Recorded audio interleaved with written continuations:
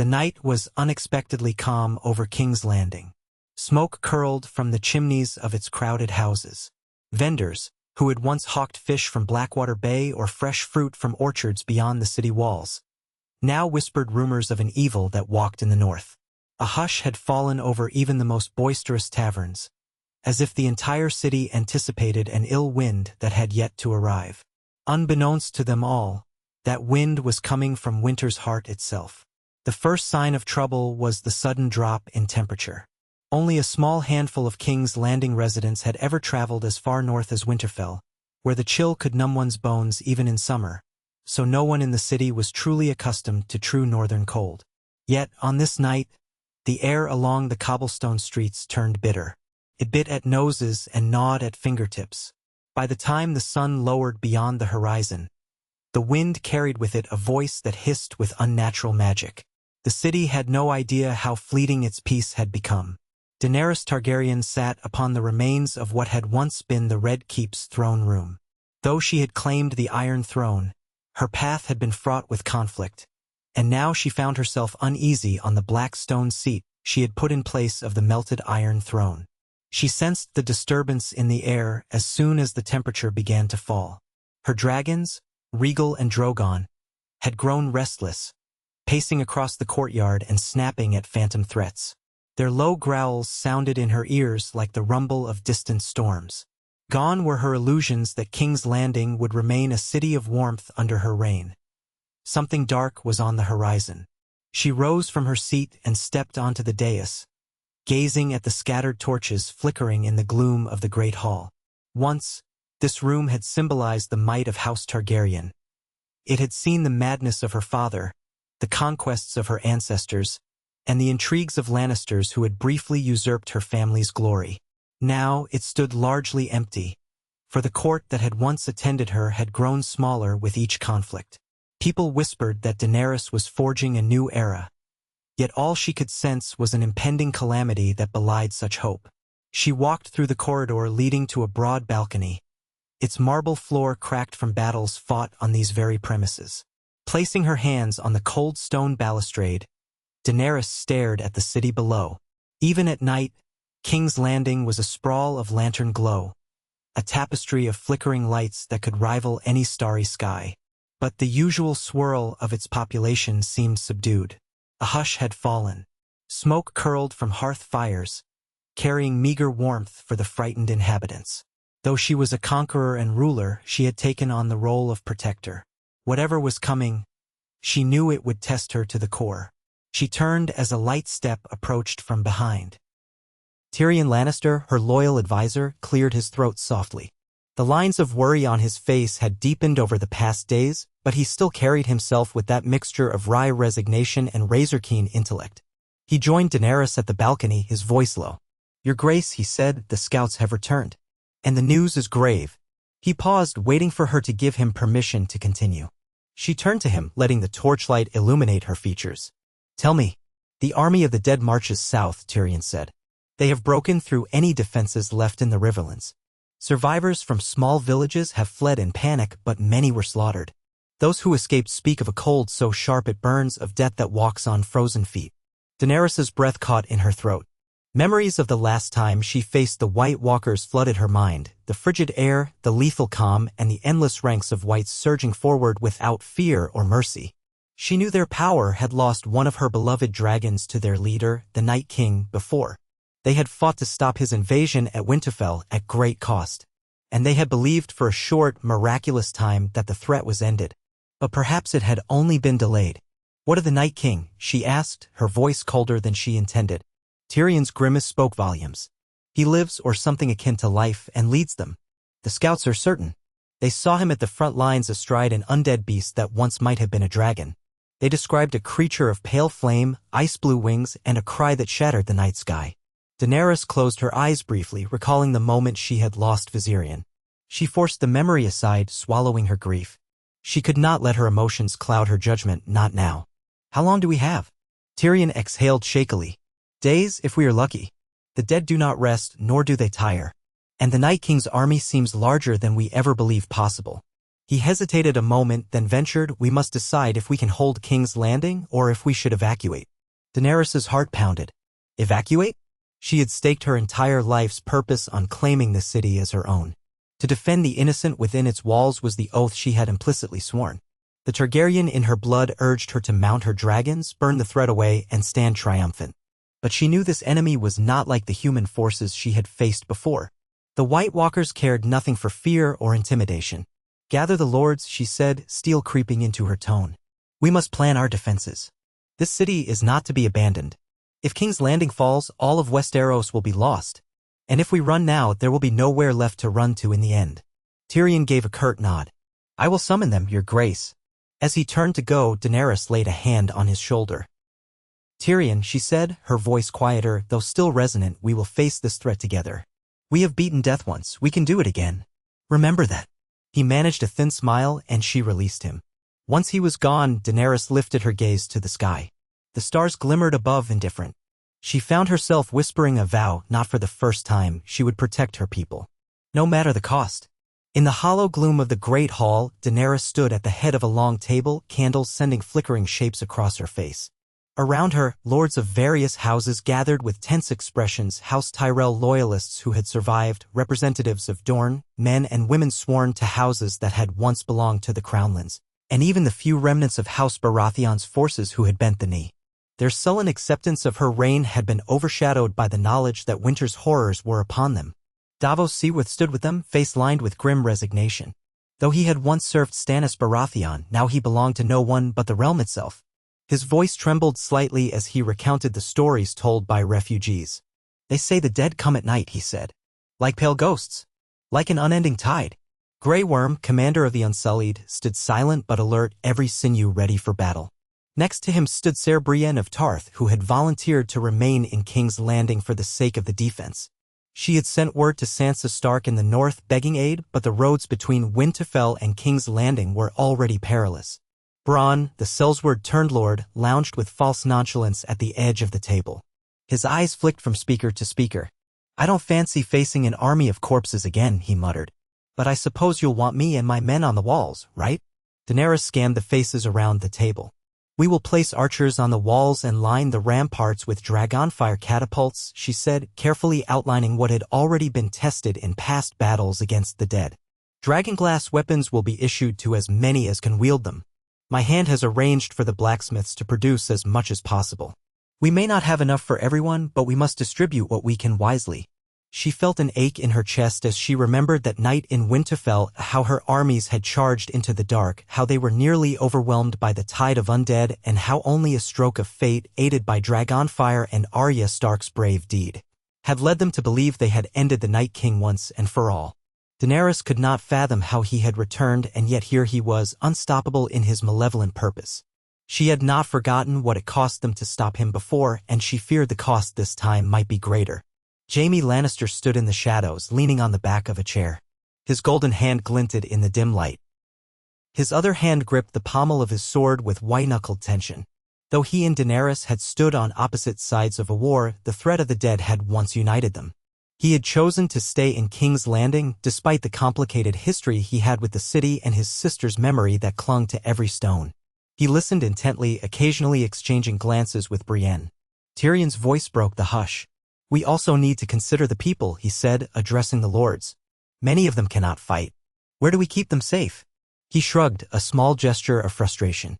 "There is no Winterfell crypt here, no built-in fortress. The Red Keep has dungeons, but they are hardly secure against an undead horde. We need to plan for an evacuation to the hills or to the coast if the walls are breached." Daenerys pressed her lips together. "Evacuation is a last resort," she said. "We must fortify the city. Let's assign all possible resources to the defenses. If the walls can hold, we might stand a chance. Meanwhile, I will use my dragons to strike at their main host when they approach." Her words drew worried looks. They all knew the Night King had his own monstrous undead dragon. The idea of aerial combat filled the room with silent dread. Yet none of them spoke against her plan. If the living had one advantage, it was that Daenerys still had 2 living dragons at her command. She dismissed the council with instructions to coordinate defenses. As they left, Tyrion remained behind, joined by Missandei, Daenerys's trusted confidant and interpreter. Missandei stood close, her expression warm yet tinged with fear. "Your Grace," she said softly, "do you truly believe we can defeat him again?" Daenerys hesitated, letting her vulnerability show for a heartbeat. "I have to believe it," she replied. "No matter what. If we lose hope, he wins without a fight." Tyrion bowed his head. "Then hope we shall," he said quietly. "I will do whatever needs doing." Daenerys gave him a grateful nod, aware that he had never wavered in his support. As he departed, Missandei gently placed a reassuring hand on Daenerys's forearm. "You have always been the breaker of chains," she murmured. "No chain is stronger than death, but if any mortal can break it again, it is you." Daenerys, though touched, remained silent. She felt the weight of thousands of lives pressing upon her, an entire city reliant on her protection. In truth, she wasn't sure she possessed the power to stave off the Night King's relentless march. Yet she had no alternative but to try. That same night, as torchlight revealed the anxious movements of guards on the city walls, the first refugees from the Riverlands began trickling through the gates. Their skin was pale with more than cold, their eyes told the story of horrors witnessed. Some stumbled, half-frozen, into the arms of waiting guards. Mothers sobbed, cradling children who stared blankly, silent tears freezing on their cheeks. The city watch, commanded now by a fervent but frightened captain who had survived the last war, tried to maintain order. Daenerys had forbidden them from denying entry to any fleeing the undead, for, in her eyes, everyone deserved shelter. But that only increased the crush of people desperate to enter. The gates were nearly overwhelmed. Tents sprang up in squares, outside temples, and anywhere else a bit of ground was left unoccupied. Atop the walls, a young soldier named Ethan peered out into the darkness, breathing in the night air that stung his lungs. He was new to King's Landing's defense, having joined the City Watch only a month before. He could feel the fear in his veins, the stories of the dead swirling in his head. He looked out across the sprawl of farmland beyond the city, black and silent under the moon, and prayed silently that the stories were exaggerated. Perhaps the White Walkers were not as unstoppable as rumors claimed. Then a deeper chill ran through him, as though the wind itself had turned to solid ice. He noticed the silhouettes shifting in the distant gloom. Too far to make out clearly, but enough to see that something large was moving across the dark terrain. For a moment, he thought it was a flock of birds. Then realization sank in, it was not birds nor animals. It was an army that moved without the flicker of torchlight or the sound of marching feet. Dawn arrived in a pale hush, bringing a fog that rolled in off Blackwater Bay. Daenerys had not slept. Instead, she stood on one of the upper terraces of the Red Keep, accompanied by Rhaegal, whose serpentine neck remained tense as he sniffed the air for threats. Drogon soared overhead, letting out an occasional roar that shook the towers. The sky was a muted gray, the sun hidden behind clouds. Winter's presence was palpable. Word had come from the night's patrols, a mass of whites had been spotted crossing the fields north of the city. They were perhaps a day's march away. Already, small skirmishes had erupted between forward scouts and the undead outriders. Panic threatened to erupt within King's Landing, and the small folk huddled in what shelters they could find, many of them praying to the Seven for deliverance. Daenerys heard footsteps on the stone walkway behind her and turned to see Jon Snow approaching. He had come south when the rumors of the Night King's return had reached him in the north, traveling with whatever men he could spare. Though their relationship had been strained by past events, they were united once more by duty. His eyes carried that old mixture of determination and sorrow she had grown to recognize. Once they had fought together. It seemed fate demanded they do so again. "They're almost here," Jon said. His voice was low and hoarse, worn by hard rides and sleepless nights. "We sent out a scouting party at dawn. They barely made it back." Daenerys lifted her chin. "Then we don't have much time." Jon nodded. He rested a hand on his sword hilt as though it anchored him. "We'll hold them at the walls, but we should be ready to fight inside the city if they break through. The White Walkers will show no mercy. They never do." She met his gaze, remembering the tragedies that had haunted both of them. "I know," she said. "I will ride Drogon and fight from the sky. Rhaegal can join me." Jon hesitated. "Be careful," he said simply, and there was more in his tone than simple caution for a comrade. Despite all that had come between them, they still cared for each other, bound by the knowledge that they were blood of the dragon, though that complicated truth had once driven them apart. Daenerys managed a slight nod before stepping away. The time for caution and reflection had passed. Action was all that remained. The city erupted into frenzied preparation. House banners were pulled down or repurposed as bandages. Barricades went up along main thoroughfares. Smiths hammered out dragonglass-tipped spears and arrows until their arms shook from exhaustion. People scurried to and fro, gathering meager supplies of food, water, and whatever they could carry. The occasional cry of frightened children mingled with shouted orders from the city watch. Throughout the city, Daenerys's men distributed what few sets of armor they had. The Dothraki, as many as had followed her south, roamed the streets on horseback, their eyes keen for any sign of trouble. Although the Dothraki had once viewed the ocean with superstitious dread, they now seemed more disturbed by the looming threat of a frozen fate. Their rocks gleamed, newly fitted with dragonglass edges where possible, and their horses pawed the ground, unsettled by the tangible tension in the air. Daenerys made her way through the yard where the Unsullied stood in perfect ranks. Grey Worm turned as she approached, saluting with a crisp fist to his chest. His face was set in grim determination. "My queen," he said in a steady voice, "the Unsullied stand ready." She put a hand on his shoulder, knowing how loyal they were, how unwavering. "Thank you," she replied. "Guard the gates. Let no undead pass." She looked into his eyes, remembering the days when her armies were unstoppable as they liberated slaver cities across the sea. But this foe was different from any they had faced. The Night King's whites fight with endless stamina, but we must hold. Grey Worm bowed his head. "We hold," he affirmed, the simplest of vows that carried such heavy promise. Nearby, she spotted Missandei speaking with refugees, trying to calm them. The translator's voice was soothing, even as fear simmered in the crowd. Daenerys felt a surge of gratitude for the people at her side.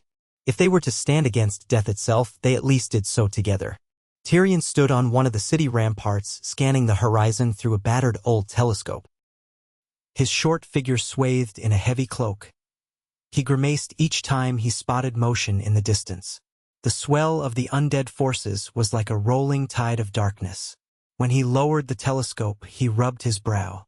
He turned to Jaime, who stood near him, golden hand resting on the stone battlement. "They're not trying to hide their approach," Tyrion remarked, voice trembling with forced levity. "I suppose subterfuge isn't exactly the strong suit of the dead." Jaime's gaze was fixed on the plain. "No, they just come." His voice was subdued.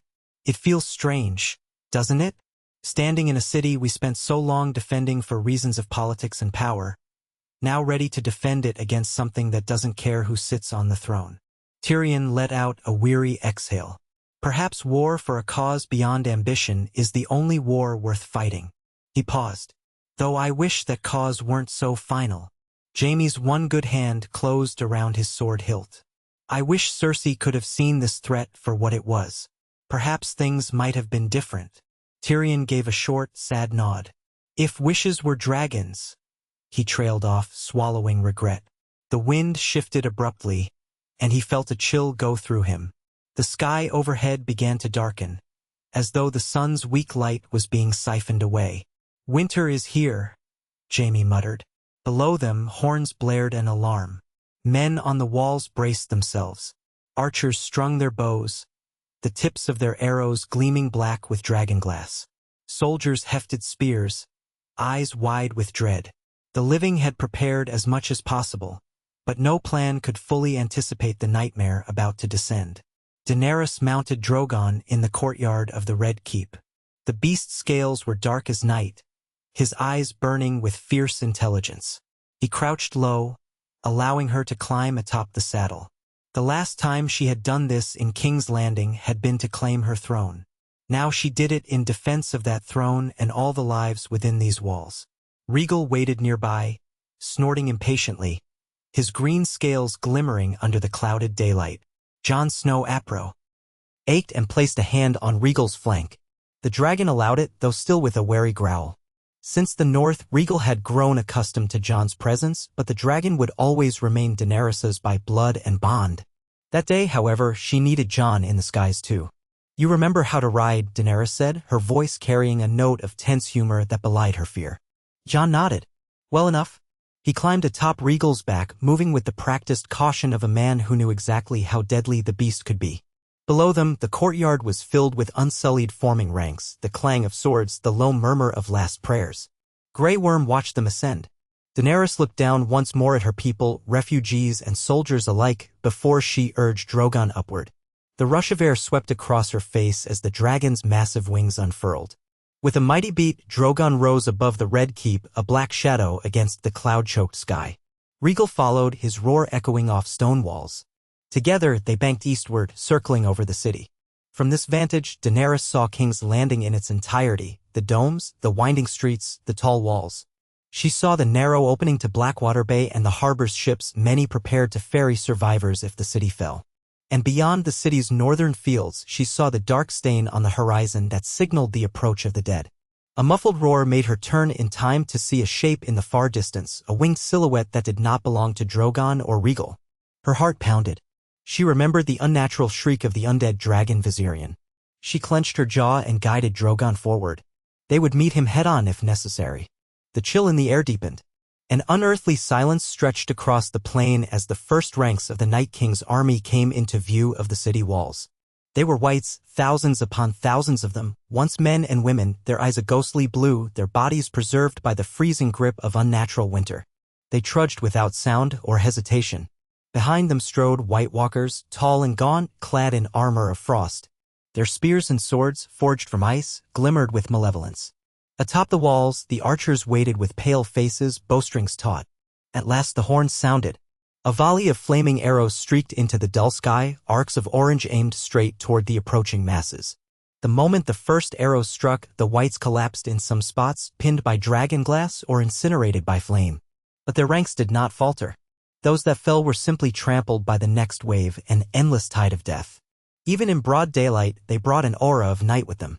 A second volley of arrows flew, and some of the catapults launched clay pots of wildfire that exploded in brilliant green gouts of flame among the undead. But the whites pressed on. The White Walkers moved with an eerie calm at the edges of the host, their icy eyes fixed on the walls. Their mere presence caused frost to spread across the ground where they stepped.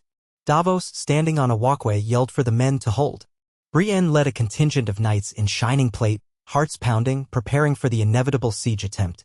Swords, axes, spears, all laced with dragon glass or Valyrian steel agleamed with readiness. Within minutes, the first wave crashed against the city's defenses. The whites reached the moat and the sharpened stakes set before the walls. Some flung themselves bodily onto the wooden stakes, forming ghastly bridges for others to climb across. Arrows rained down, igniting pools of oil, setting undead ablaze in an inferno of shrieking torment. But still they came. They clawed and climbed, forming living ladders of corpses. Above, Daenerys guided Drogon into a steep dive, unleashing a torrent of dragon fire along the edges of the undead horde. White-hot flames consumed hundreds in an instant, leaving them blackened and still. Rhaegal joined in with a roar, scorching the ground until it cracked, releasing a wave of heat that made the cold retreat momentarily. For a heartbeat, it seemed the living held a chance. Then a blast of cold wind tore through the sky. A savage roar that sent a tremor through Daenerys' soul came from above. She turned to see him, the Night King on the back of his undead dragon, once Viserion, whose body was now a patchwork of torn, frozen flesh. The thing's eyes glowed blue, and its wings spread wide, darkening the sky. A swirl of icy shards whirled around them as if the weather itself was the Night King's ally. Before Daenerys could react, the undead dragon exhaled a torrent of something that resembled dragon fire, but it was deathly pale, shot through with flecks of ice. Where it struck the ground, the flame froze flesh and stone alike, snapping wood and shattering men into brittle statues. Daenerys barely had time to command Drogon to veer aside. Below, a section of King's Landing's outer rampart was pulverized, the walls cracking with an ear-splitting groan. Horror seized her. She had seen this power once before, but now it seemed even stronger, fed by the Night King's renewed might. She urged Drogon higher, hoping to outmaneuver them in the air. She knew she had to keep the undead dragon from wreaking havoc on the ground. If that thing was allowed to strafe the city unchallenged, King's Landing would be turned into a frozen grave in mere hours. Jon, astride Rhaegal, followed her lead, the two living dragons ascending in tandem. The Night King's cold gaze flicked between them as if deciding which to target first. Daenerys watched that silent face with a mixture of rage and dread. In that expressionless visage lay an intelligence, a centuries-old hatred for all living things. She recalled how Arya Stark had ended him once with a Valyrian steel dagger, shattering him to shards of ice. How had he returned? What malevolent sorcery had revived him after his supposed death? She had no answers, only the sure knowledge that she must stand against him once more. Below, the battle raged on. The whites had reached the gates, clawing at the thick wood. The city watch poured boiling oil while the Unsullied speared the undead that made it onto the battlements. The Dothraki charged from a side gate on horseback, slicing through the whites in a flurry of Arak blades. Fierce war cries clashed with the hiss of undead limbs being severed. Sometimes, in the crush, the whites dragged riders from their horses, pulling them to the blood-soaked ground.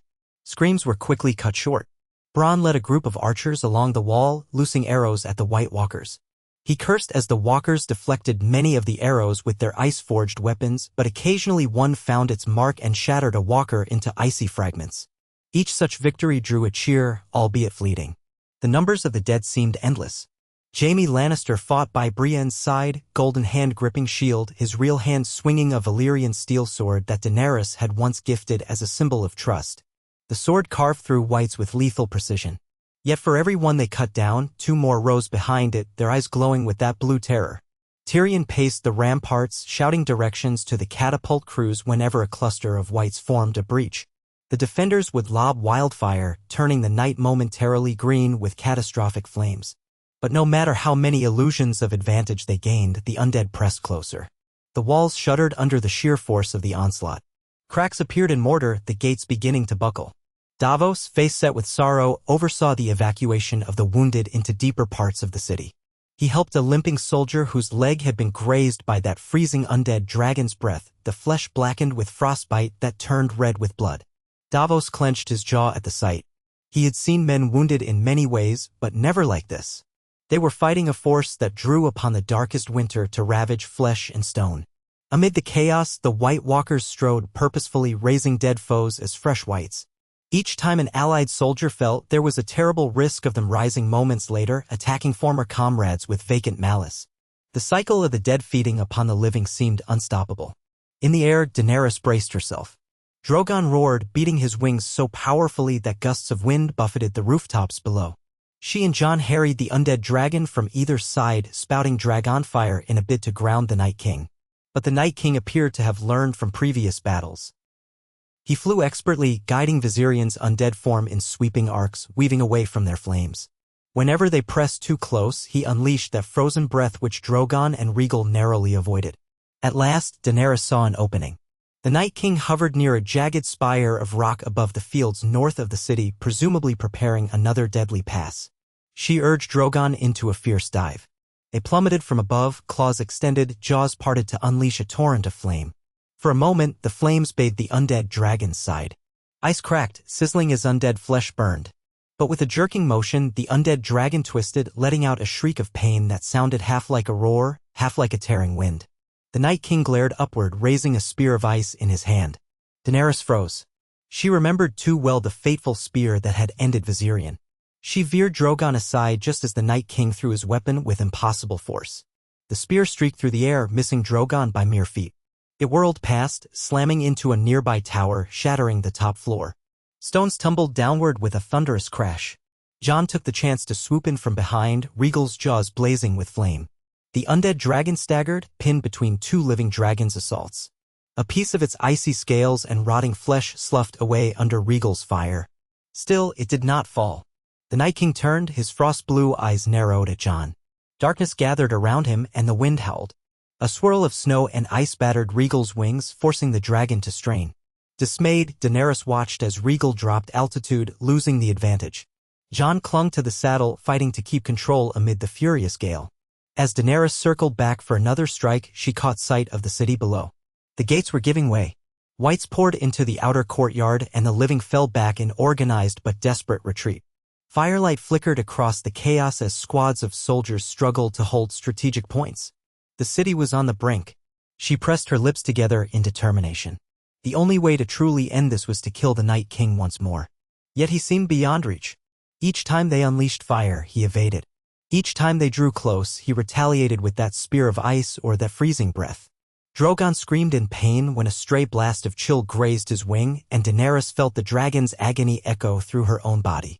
Blood pounded in her ears as she searched for any sign of opportunity, any small gap in the Night King's defense. She had to end him. Now. Within the city, the defenders fought with every scrap of courage they had left. The Unsullied formed a phalanx near the entrance to the Red Keep, shielding fleeing civilians. Grey Worm shouted commands in Astaporian Valyrian, his spear thrusting with lethal skill. If the Whites wanted to reach the heart of the city, they would have to pass through the Unsullied. Farther along, in the cramped streets, the Dothraki rode in small groups, the thunder of hooves echoing off buildings. They circled clusters of whites, cutting them down in swirling arcs of steel. Some archers had taken positions on rooftops shooting down into the undead mess. But the whites climbed the walls of houses like spiders, smashing windows, dragging the living into the streets. Screams reverberated in alleys. Tyrion and Bronn led a small group of archers and city watch in a fallback line along the main thoroughfare. Whenever the whites surged, Tyrion signaled them to fire. Flaming bolts and wildfire bombs momentarily lit the street in an inferno of green and red. Yet more whites pressed on. The smell of death and decay was overwhelming. Thick black smoke drifted overhead, mixing with the biting cold, creating a haze that made it hard to breathe. Somewhere in the distance, the bells of the Great September, rebuilt in the aftermath of previous destruction, began to toll, a somber note that sang of ruin. Citizens huddled in temple corners, clinging to their faith. Children wept. Priests murmured desperate prayers to the Seven, but the gods seemed deaf to their pleas. Jaime and Brienne fought side by side in the courtyard near the keep's entrance, a cluster of men at their backs. They fended off wave after wave of whites. Jaime's sword arm felt leaden, but he pressed on, each swing of the Valyrian steel biting deep into undead flesh. Brienne smashed her shield into a white skull, sending shards of ice and bone flying. In moments of respite, they exchanged glances, a silent affirmation to keep going. Then the air temperature dropped sharply. Frost began to form on the stones beneath their feet, cracking them. Through the smoke, a white walker appeared, tall and imperious, eyes glowing with ancient malice. Its blade of ice hummed with fatal power as it strode toward them. Jaime and Brienne exchanged a quick nod. They advanced side by side, swords ready. The walker swung its blade, meeting Brienne's Valyrian steel with a piercing screech that sent sparks dancing. Brienne held firm, muscles quivering. Jaime circled, aiming a swift strike at the walker's back. But the walker whirled, parrying his blow with inhuman speed. A wave of cold emanated from it, clinging to Jaime's armor. His breath caught as frost spread across his chestplate, threatening to freeze him alive. Brienne roared, slashing at the walker. Her sword bit deep into its side. With a chilling shriek, the walker stumbled. Jaime, despite the numbness creeping through his arms, drove his blade forward. The walker shattered into icy fragments, scattering across the stones. Jaime gasped as the frost on his armor began to recede. For the moment, they had survived. But there were more white walkers out there, and many more whites. High above, Daenerys saw the city's defenses faltering. Anxiety welled in her chest, though she forced it down. She had always been the Stormborn, the one who overcame the impossible. She had to fulfill that destiny again. In a bold maneuver, she guided Drogon in a swooping arc behind the undead dragon where the Night King's vantage was limited. Drogon's jaws gaped and a torrent of dragon fire burst forth. The undead dragon shrieked, half of its tail consumed by the flames. Smoke and bits of burning flesh fell to the earth. For a heartbeat, Daenerys felt hope. But the Night King twisted around with terrifying agility, his eyes blazing. He raised his hand and a swirling vortex of ice blasted Drogon's underbelly. Daenerys clung to the saddle, feeling her dragon convulse from the strike. A roar of pain reverberated through the skies. Drogon faltered, losing altitude as black blood dripped from a wound rimed with frost. Daenerys shouted encouragement, trying to steady him. If Drogon fell, the city might be lost. Jon, seeing the danger, urged Rhaegal forward. He unleashed another burst of flame at the undead dragon, momentarily drawing the Night King's attention. It gave Daenerys the chance to pull Drogon away and regain some height, though his flight was visibly weaker. She felt panic threatened to engulf her. Could her child, this mighty dragon, be gravely injured or worse? She wrestled with the reins, refusing to let despair take hold. She had to press on, or else all of King's Landing would perish. The Night King, however, seemed determined to end this. He urged his undead mount toward Rhaegal, unleashing a beam of freezing power. Rhaegal dodged, but not fast enough. The edge of the blast caught one of the dragon's wings, sending the beast into a spiraling descent. Jon clung on for dear life, his face contorted in alarm. They fell, streaking toward the rooftops. Rhaegal flapped frantically, regaining enough control to avoid a fatal crash. He landed hard on the outer ramparts, shaking the ground. Jon tumbled off, rolling across the stones. The dragon roared in pain, part of his wings stiff with creeping ice. The Night King circled above, ready to dive in for the kill. Daenerys saw an opportunity and a terrible risk. If she could catch the Night King by surprise while he was fixated on Jon, perhaps she could end this. Summoning every ounce of courage, she urged Drogon forward once more. The wounded dragon responded with a guttural growl, diving at the undead beast's flank. Dragonfire blazed, bathing the Night King in flames. For a heartbeat, everything was consumed in fire and smoke. Daenerys held her breath, praying that this time he would not escape. As the flames subsided, the Night King emerged, partially singed, some of his armor melted away but still intact. He locked his gaze on Daenerys with a fury she had not seen before. Then he raised his spear of ice once more, aiming directly at her and Drogon's heart. Time seemed to slow. She remembered Viserion's death all too vividly, the terrible moment that changed everything. Despair clawed at her as she realized she might not be able to evade this one. Suddenly, from the ramparts, an unexpected figure sprinted forward, Jon Snow, battered, sword in hand. He threw all his strength into a desperate toss of his own weapon. The Valyrian steel sword spun end over end through the air, aimed not at the Night King, but at the undead dragon's wounded flank. The blade embedded itself with a wet crunch. The undead dragon shrieked in agony, bucking violently. The Night King, spear raised for his killing throw, was abruptly jolted off aim. The icy spear flew wide, missing Drogon's heart by mere inches. Seizing the moment, Daenerys commanded Drogon to unleash a concentrated stream of fire directly at the Night King. His undead dragon thrashed in midair, and for a split second, the Night King was enveloped in flames. The impact hurled him from the saddle. He plummeted, trailing wisps of fire and smoke, and landed on a partially collapsed tower below. The undead dragon, gravely injured, spiraled away, crashing into the outskirts of the city with an earth-shaking impact. Daenerys's heart hammered. Her vision spun as she guided Drogon to land on a rooftop near where the Night King had fallen. She dismounted, ignoring Tyrion's distant shouts for caution. The Night King lay amid rubble, wounded but stirring, his eerie eyes flickering. She approached, adrenaline pounding in her veins. If she could end him now, truly end him, then perhaps the entire army of the dead would collapse as it had before. She raised a dragonglass-tipped spear that Grey Worm had insisted she carry for just such a moment.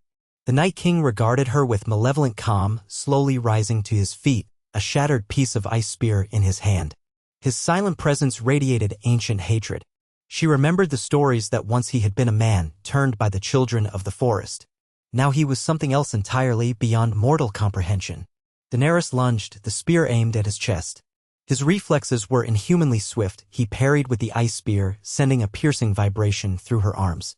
She gritted her teeth, determined not to fail. They circled each other, and the narrow tower ledge, the wind whipping Daenerys's silver hair. Below, she heard the cacophony of the battle continuing, echoing in the city's streets. She knew everything hinged on this moment. The Night King thrust, his weapon humming with cold. She dodged, feeling the air freeze around her. She struck again, her dragonglass spear skittering off the Night King's armor, sending shards of ice sloughing away. With each clash, the tower beneath them groaned, weakened by the earlier impact. Stones began to crumble.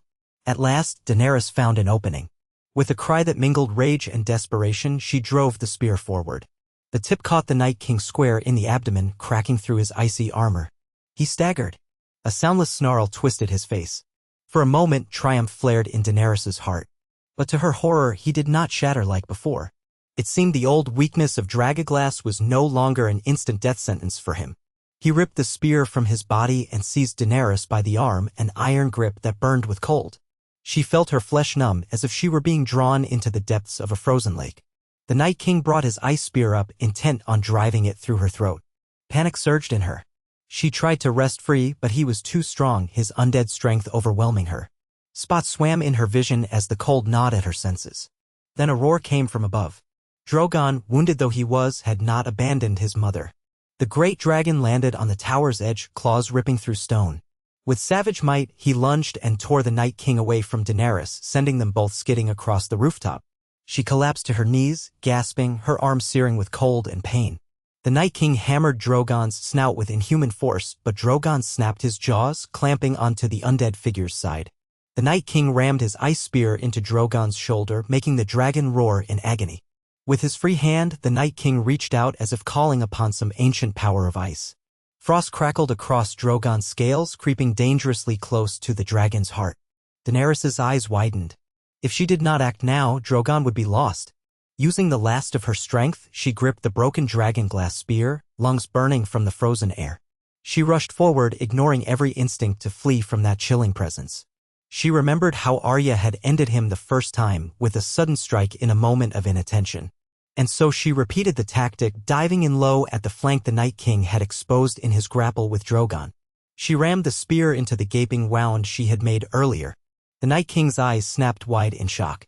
Ice spread out from the wound, spiderwebbing across his torso. A crackling sound filled the air, and he let out a silent, keening rage. A wave of cold erupted, throwing Daenerys back. She landed hard, the breath knocked from her lungs. For a heartbeat, she feared it had failed again. But then the Night King began to fracture, lines of icy blue branching out across his body. His face contorted in fury as he tried to raise his arm, but it crumbled in a burst of ice shards. Finally, with a shudder, the Night King shattered completely, fragments scattering across the rooftop. The malignant chill in the air stilled as if the wind itself momentarily held its breath. Daenerys lay on her back, a swirl of snow drifting around her. She felt droplets of warmth on her cheeks, tears, or perhaps melted frost from her eyelashes. Her heart pounded. Gradually, she realized she could move again. She turned her head to see Drogon, battered and bleeding from his wounds, but still breathing. She crawled to her dragon, pressing a trembling hand against his scales, feeling relief flood through her. A sound from below drew her attention. The wails of the whites had shifted into cacophonous shrieks, and then silence. One by one, they began collapsing. In the city streets, in the fields, across the ramparts, the undead froze in place, then crumbled into shards of bone and ice. The White Walkers disintegrated. The threat that had seemed eternal moments ago was undone by the death of their master. Daenerys let out a shaky laugh that bordered on sobbing. She forced herself to her feet, leaning on Drogon. A sense of disbelief warred with exaltation. They had done it. The Night King was truly destroyed. Below, the living stared in wonder and exhaustion. Soldiers sank to their knees as the whites they had been fighting collapsed mid-strike. A hush swept over the city, broken only by ragged breathing, cries of the wounded, and the crackling of flames that still burned in places where wildfire or dragonfire had been unleashed. Tyrion stood near a shattered section of wall, bloody and coated in soot, gawking at the sudden stillness of a white that had nearly overpowered him seconds ago. Bronn let out a whoop of disbelief. Davos slumped against a battered shield, tears in his eyes as he murmured thanks to gods he wasn't sure existed. Jaime and Brienne, panting from their exertions, stared at each other with relief. Grey Worm led the Unsullied in finishing off any stray whites that hadn't fully disintegrated, systematically ensuring no undead remained. Jon Snow approached the ramparts, ignoring the stabbing pain in his ribs from where he'd crashed. He gazed upward at the tower where he had seen Daenerys and Drogon. Relief mingled with concern. He knew she had delivered the final blow, but he feared her injuries might be severe. Rhaegal, wounded yet still alive, limped behind him, letting out a low rumble that called to Drogon in the distance. The sky was clearing somewhat, the grim clouds receding as if the unnatural winter that clung to the Night King had begun to lift. Dazed, Daenerys and Drogon descended from the ruined tower, the dragon half-walking, half-gliding down to a wider courtyard. Soldiers parted to let them through. Tyrion was among the first to approach, tears glistening in his eyes. He helped Daenerys dismount, supporting her as she nearly collapsed, her arm still numb from the Night King's touch. He was speechless for a moment, the relief radiating from him. Jon arrived seconds later, breath-catching at the sight of Daenerys's injuries. He carefully took her hand, checking for frostbite. She managed a weary smile.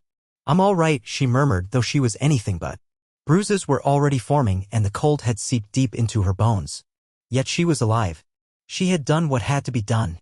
The living took stock of the damage. King's Landing was a mess of shattered walls, scorched streets, and pockets of flame. The wounded were many, the dead among the defenders heartbreakingly numerous. Refugees emerged from hiding, blinking in the daylight, tears streaming as they found loved ones or discovered them lost to the carnage. But the city still stood. Westeros still stood. Though the cost was steep, though the scars would mark them all, the threat of eternal winter had been halted once more. This time, Daenerys vowed she would ensure the memory would not fade into complacency. The realms of men had nearly perished out of forgetfulness. In the days that followed, King's Landing began the slow process of recovery. Fires were put out, rubble cleared. The stench of death lingered, and mass pyres were lit outside the city gates to honor those who had fallen. Daenerys, still weak from her ordeal, commanded that the wounded be tended to, that no one be turned away from the healing tents. Her dragons, likewise injured, received what care the maesters could manage for creatures so large and majestic. The city's mood was somber but infused with a certain awe. They had stood at the brink of annihilation only to be saved by dragonfire and unyielding resolve. Rumors spread of how Daenerys Targaryen and her dragons had slain the Night King upon a tower. Children whispered the story by candlelight. Soldiers recounted the horror of fighting the whites, their expressions haunted, but they also spoke of the queen who had risked everything to protect them. Daenerys sat in the Red Keep's throne room, half collapsed against the black stone seat that had replaced the molten wreck of the Iron Throne. Tyrion stood by her side, reading reports of the city's state, the number of casualties, the extent of the damage, the supplies needed to rebuild. She listened in silence, her mind drifting to the memory of the Night King's death. It had taken every shred of courage she had. She felt both exhausted and strangely hollow. "Your Grace," Tyrion said, finishing his grim tally, "it will be a monumental task to rebuild. But the people will do it gladly with your leadership. You've saved them from a nightmare beyond imagining." She looked at him, her eyes reflecting the burden she carried. "At what cost?" she asked. "So many died. My dragons, my people, all this blood, just to keep us breathing." Tyrion set the scroll aside. Freedom always has a price. And this was the price of survival for everyone, not just for any single house or throne. Daenerys closed her eyes, leaning back. She felt Jon's presence before she saw him. He entered quietly, nodding a greeting to Tyrion. Her heart gave a subdued flutter when she saw Jon's bandaged wounds. He had fought valiantly, risking everything. They had once been close in ways that troubled them both after learning the truth of their blood ties. But no matter how complicated their relationship had become, they remained allies in the truest sense of the word. "You did it," Jon said softly. "You ended him once and for all." She pressed her lips together. "We all did," she corrected. "You, Drogon, Rhaegal, everyone. It took all of us to stand against him." Jon nodded. "Aye. But you struck the final blow. The people will remember that." She wanted to say that it was not about glory, that she had acted because it was the only course.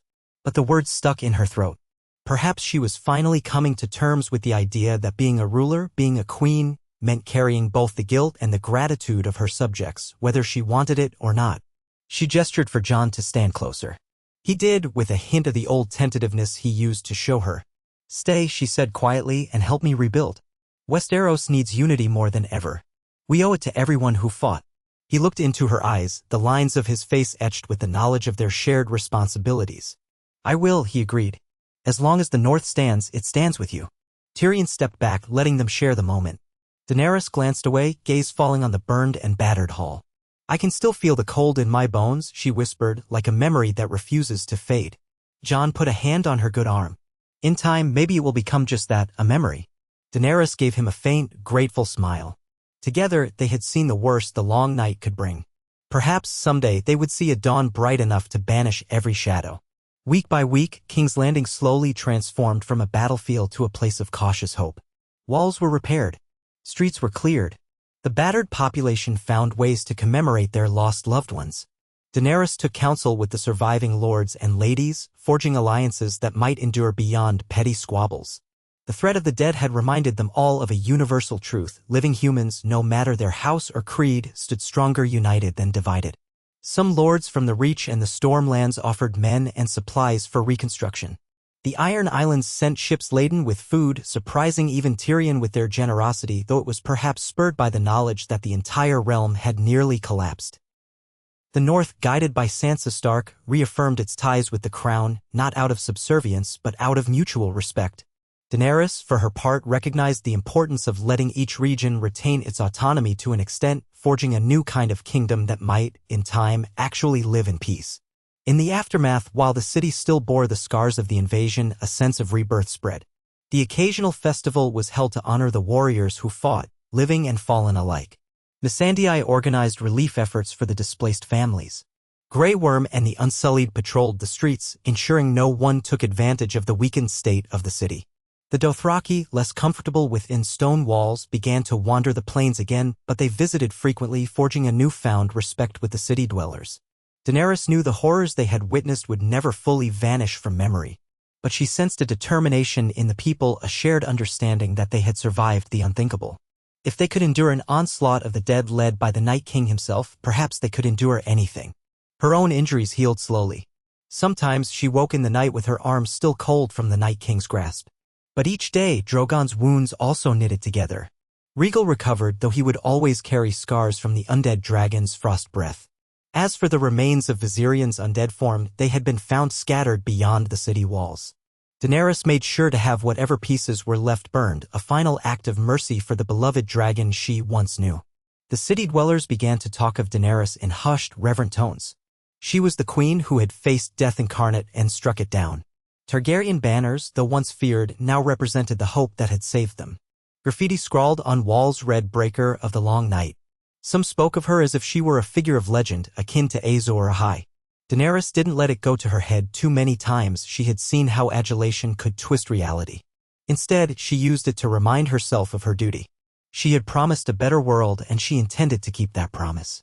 In a small ceremony amid the rubble, she unveiled a new monument to those who had fallen in the battle. It depicted a soldier and a civilian standing side by side, symbolizing the unity of all against the cold darkness. She spoke only a few words. We stood together. We fought together. We prevailed together. Let us never forget what nearly destroyed us, and let us never again forget who we are when we stand as one. The crowd's cheers were tinged with tears. Many families had lost someone, and the wound of that loss would remain. Yet their gratitude was real. They looked upon Daenerys Targaryen with a mixture of reverence and understanding, seeing her not just as a conqueror or a queen, but as someone who had fought for them to the brink of her own life. In the weeks that turned to months, the last vestiges of the unnatural winter receded. Sunlight graced King's Landing more frequently, melting the final patches of ice. Ships returned to the harbor. Trade routes cautiously reopened. The cost of living soared for a time, but Tyrion's careful economic policies, supported by the generosity of certain loyal houses, helped stabilize prices. The city seemed to exhale a collective breath of relief. Daenerys often walked among the people, escorted by a small guard of Unsullied.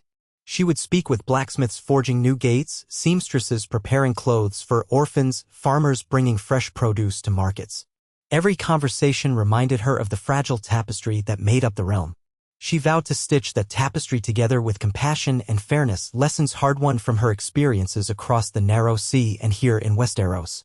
Sometimes, late at night, she would stand on the repaired balcony of the Red Keep, gazing at the city's lights. Where once she had dreamed of the Iron Throne as her birthright, she now saw it as the means to protect and serve. The ghosts of her past, from her father's madness to the conquests she had waged, still haunted her. But she believed she had found a purpose greater than reclaiming a seat of power. Jon Snow often joined her on those quiet nights. They would speak softly of the future, of possible alliances with the North, of establishing a permanent guard against any resurgence of supernatural threats, of how to bring healing to a land so scarred by war and division. The complexities of their blood relationship lingered between them, an unresolved thread in the tapestry of their lives. But in this new era, perhaps there was space for them to redefine what family and loyalty meant. When she thought of the Night King's final moments, Daenerys still felt a jolt of fear. She recalled how close he had come to killing her, how nearly she had lost Drogon, how the entire city had been on the brink of eternal darkness. That memory fueled her resolve. She had borne witness to the worst the cold darkness could bring. Now she would use whatever life she had left to ensure Westeros would never again face such a nightmare unprepared. And so the city healed inch by inch. The rest of the continent, too, learned of the victory at King's Landing, where the living had stood against the dead. Stories spread among the common folk, embroidered with mythic flourishes.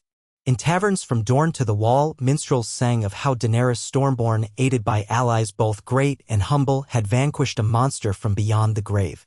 Her dragons soared overhead, no longer symbols of tyranny but living emblems of salvation. A hush sometimes fell when those ballads were sung, as people remembered the real cost, the very real terror of that night. But they also felt a profound gratitude that they lived to hear the tale. One evening, after the sun had set and the courtyard lamps had been lit, Daenerys found herself alone in the yard where Drogon and Rhaegal rested. The dragons had claimed a section of the Red Keep's ruins as their roost, away from most people's daily activities. Drogon, who bore scars from ice spears and frost, let out a soft rumble when she approached. She stroked his scales, wincing at the deep grooves left by the battle. Rhaegal shifted on his haunches, turning his head to watch her with curious eyes. Her heart swelled with love for them. These magnificent creatures were her children in every sense that mattered. She had raised them from eggs, soared across continents with them. Together, they had fought against tyrants, slavers, and an evil that threatened life itself. Now they bore the proof of those struggles etched into their flesh. "Thank you," she whispered, leaning against Drogon's flank, feeling the steady rise and fall of his breathing. She thought of Viserion, lost to the Night King, used as a weapon against them. Sadness pricked her eyes. But she also felt pride that the bond between her and her remaining dragons had endured. They had faced the embodiment of winter's dread and survived. A familiar voice spoke from behind. "They're glorious," Jon said quietly, standing a short distance away. He approached with caution, as one did with dragons, though they both trusted him. "I see Rhaegal's wing is healing well." Daenerys nodded. He still struggles sometimes in flight, but the maesters say he might fully recover. She felt the breeze stir her hair, the night air no longer the deadly chill it was weeks ago. Instead, it was just cool, bearable. Jon moved closer. We'll need them, he mused, as a reminder that we can't ever forget what's out there. History repeats itself when the living grow complacent. The Night King was proof of that. She gazed at him, seeing the fatigue that still clung to his features along with the unwavering sense of duty that defined him. We won't forget, she promised. I won't let Westeros forget. The threat beyond the wall, beyond our understanding, remains a possibility if we do not remain vigilant. Jon exhaled, running a hand through his hair. We'll rebuild. We'll guard the wall. And if anything stirs again in the far north, we'll be ready. A moment of silence passed, filled only by the rumbling breath of the dragons. Then Daenerys turned and gently took Jon's hand. Together, she said softly, we can ensure the realm thrives instead of just survives. He laced his fingers through hers. Together, he echoed, and the unspoken promise between them offered a fragile but real hope. Time slipped into late autumn, the days growing shorter but not nearly as cold as they once did under the unnatural shadow of the Night King. New foundations were laid across King's Landing. Fishing boats returned to the bay in greater numbers. Markets grew busier, with farmers from the Reach bringing produce to feed the recovering population. The Red Keep's repairs progressed, each new stone reminding everyone that life continued despite the horrors endured. Daenerys presided over a final ceremony to honor the dead. Pyres burned outside the city, their smoke curling into a sky tinged with pink from the setting sun. It was a solemn, grand occasion. Knights, lords, peasants all burned side by side without distinction, for in the face of the dead, all titles had been rendered meaningless. Tyrion, Davos, Brienne, Jaime, and many others stood in silence, tears glittering on their cheeks as flames consumed the bodies of friends and comrades. Daenerys, dressed in simple black, uttered a soft prayer. She felt each life like a fresh wound on her soul. But she also knew that this was how new eras began, through the crucible of loss and the forging of unity. As the last embers flickered, she held her head high, determined to lead a kingdom that would cherish the living and remember the lessons learned in fire and ice. One brisk morning, Daenerys found herself awakened by the gentle approach of Missandei. Your Grace, Missandei whispered, a note of excitement in her usually calm tone. They've finished the new gates. Would you like to see them? Daenerys rose, dressing quickly. She followed Missandei down winding corridors to the outer wall where stonemasons had erected the newly reinforced gates. She smiled to see them inscribed with a scene of two dragons flanking a rose, symbolizing both House Targaryen and the union of other houses that had aided in the city's defense. The blacksmiths had coated it in a finish that caught the sunlight, making the image gleam. A small crowd had gathered, including Tyrion, Grey Worm, and some city officials. Daenerys stepped forward, running her fingertips over the intricate carvings. Scenes depicted men and women standing together against a wave of undead. Another panel showed a stylized dragon battling a figure of ice. The memory of that battle would be forever etched into the city's walls, a testament to survival. This city stands thanks to every soul who fought and even those who died, Daenerys said in a clear voice. Let this gate be a reminder that unity is our greatest strength. A scattered cheer rose from the onlookers. Some wept openly. Daenerys felt her own eyes prick with emotion. She turned to face them. King's Landing was nearly lost to the Night King, but we overcame him. Now we look to the future. I pledge to do all in my power to ensure we live in a realm worthy of the sacrifices made. Tyrion placed a hand over his heart. Long may you reign, Your Grace, he said, voice quiet but fervent. The crowd repeated the phrase, though not with raucous celebration but with a humble sense of hope. Daenerys raised her head, letting the sun warm her face. The scars of the Night King's invasion would never fully vanish, but in their place could grow a world that respected life and guarded against darkness. That was the dream she now carried. Perhaps it was the dream all Targaryens should have held from the start. She lingered at the gates for a while, greeting commoners who came to marvel at the new construction. Children peeked around her skirts, staring up at the Dragon Queen with open wonder. She knelt to speak to them, smiling softly at their curiosity. Let them see a queen who was not distant or monstrous, she thought. Let them see someone who cared for their well-being. Nearby, Grey Worm talked strategy with city watch captains about how best to station guards. Brienne offered advice for training new knights in fighting whites, in case such horrors ever returned. Jaime watched from a short distance, reflecting on how different this city felt now compared to the King's Landing he once knew, a nest of vipers and intrigues. Tyrion began planning a system of signals to warn the realm of any future supernatural threats, wanting the entire continent to act in unison if danger arose again. Slowly, Daenerys mounted a small platform set up near the gates. She addressed the crowd one last time. "People of King's Landing," she called, her voice firm yet warm, "we stand on the threshold of a new age. We have endured nightmares made real, and we have survived them by coming together. Let no one here forget that we are stronger united. That no force can break us if we stand side by side." A cheer rippled through the gathering. Sunlight caught the silver in Daenerys's hair, giving her an almost ethereal glow. In that moment, she felt the presence of her ancestors, those who had built and lost the city. She felt the presence of those who had died here, whether in the fires of war or in the icy clutches of the dead. She felt the presence of the living who looked to her now not just for victory but for guidance and mercy. "This is our city," she continued, "our kingdom, our home. We have proven that neither old grudges nor ancient terrors can stand when we refuse to bend." People clapped and called her name. Drums thumped softly in a celebratory rhythm, though the mood was still more solemn than raucous. Beside her, Missandei smiled, tears shining in her eyes. Tyrion inclined his head, a quiet pride in his expression. Grey Worm, stoic as ever, nodded once, an unsmiling acknowledgement of their shared ordeal.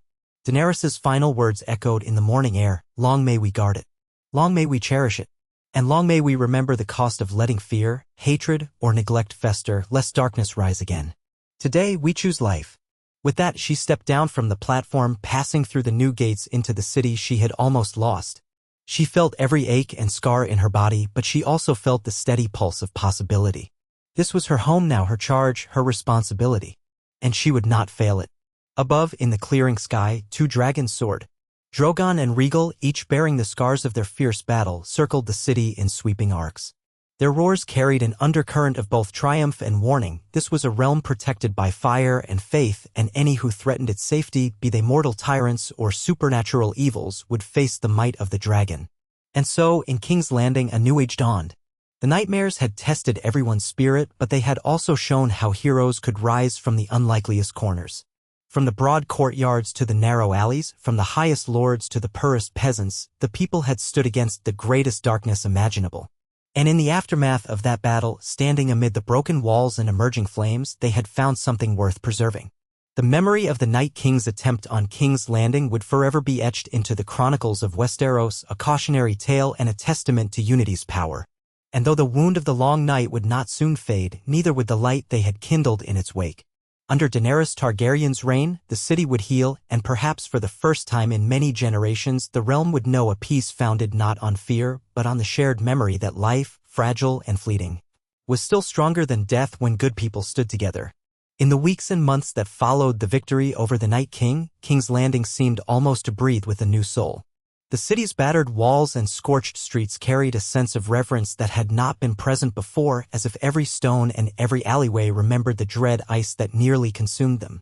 Daenerys Targaryen rose early most mornings to walk the ramparts, accompanied by a handful of Unsullied. She would gaze across the roofs still under repair, where scaffolding and ropes stretched like a great spider's web. Occasionally, she passed masons chiseling out shards of ice still wedged into cracks in the mortar, the last vestiges of the invasion now turned to slush. Within those labors lay a collective determination to eradicate even the faintest trace of the White Walker's presence. Winter had receded, though it left pockets of stubborn frost in the city's quieter corners. Merchants brought produce in humble carts from the Riverlands and the Reach, their wagons rolling over uneven cobblestone. The Red Keep loomed above them all, no longer just a symbol of conquest, but of a realm that had survived the impossible and was now committed to forging a different future. Daenerys found herself fielding constant requests. Petitions from small folk who had lost their homes, pleas from merchants who needed lower taxes, entreaties from broken houses that sought land or restitution. And she listened to them, in part because the memory of the dead that had walked their streets forbade her from returning to a more dismissive style of rule. Every voice mattered. Every life was precious when one had seen how quickly life could be snuffed out. One morning, she called for an open court in the Great Hall. Broken red pillars had been rebuilt in the Targaryen style, shaped with dragon motifs.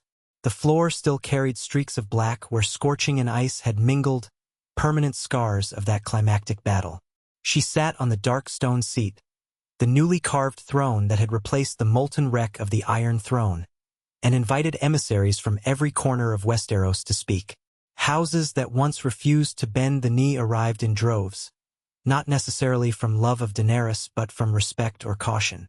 They had all heard how she, riding her dragons, had ended the Night King when the city stood at the brink of apocalypse. They recognized that a leader who fought for the entire realm was not someone to be lightly opposed. Before her, the lords presented their troubles. Lady Dacey Mormont, an envoy from the north, described how the weather had begun to warm around Winterfell, but lingering pockets of undead had been discovered in the forest near the last hearth. In the eerie gloom of certain pine thickets, stragglers of the Night King's host, apparently cut off from his command, had collapsed in partial disintegration, yet sometimes stirred with vestigial life. Daenerys listened, her fingertips pressed together, quietly horrified that traces of the horror remained. She promised that additional patrols would be dispatched northward with dragonglass weapons, ensuring no chance the dead might reconstitute. Dacey bowed, eyes shining with thanks. From the Vale, Yohn Royce gave a far different sort of report. Certain mountain clans, emboldened by the chaos, had begun raiding travelers. While it was nothing as cataclysmic as an army of the dead, it threatened trade routes and could not be ignored. Daenerys agreed to coordinate with Sansa Stark, who by all accounts maintained a well-organized guard in the north, to quell the raids. In the days of old Targaryen kings, such rebellious clans might have been burned out of their strongholds. But Daenerys opted for a different approach, recalling how she had learned to temper raw power with diplomacy. She suggested gathering the clan leaders for a parley, offering them fair trade in exchange for peace. To enforce this invitation, of course, the presence of dragons might provide ample persuasion. Meanwhile, from Dorne, a young woman named Lady Namella of House Euler arrived to discuss shipping routes. The dryness of Dorne had been less impacted by the unnatural winter, still, trade had dwindled during the final years of war. She wondered if Daenerys intended to open new lines of commerce with the Free Cities, perhaps using King's Landing as a hub. At that, Tyrion Lannister, ever the hand of the Queen, stepped forward to outline a fledgling plan for rebuilding the Navy, a plan that included forging alliances with Bravos and Pentos. He had, once upon a time, traveled to Essos himself and knew that bridging ties across the narrow sea might help the realm recover. Daenerys nodded encouragement. She wanted no more isolation. She wanted a realm that looked outward, forging friendships instead of waiting for fresh enemies to arise.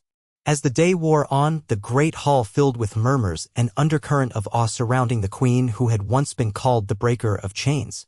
Only now, a new epithet had joined her list of titles among the small folk. They called her the Defender of Dawn, the one who turned back the darkness. Daenerys heard it whispered in corners.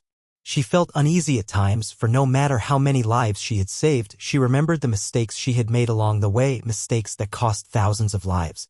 She allowed people to crown her with these new monikers, but she did so with a humble acceptance, mindful that her strength came from those around her. When the final petition of the day was concluded, Daenerys retired to her private chambers, escorted by Missandei and Grey Worm. The corridors of the Red Keep bore fewer torches now that the days were lengthening, and the windows let in a golden sunset. Daenerys felt the ache in her muscles. She had stood for hours listening to the realm's needs. Her left arm, the one the Night King had seized in that final struggle, sometimes twinged with a dull, lingering pain, as if the chill had burrowed beneath her skin. She'd consulted with maesters who gave her salves and poultices, but she knew some wounds could never be fully erased. Missandei carefully lifted Daenerys's cloak away and set it aside. Her eyes, gentle and wise, carried a faint worry.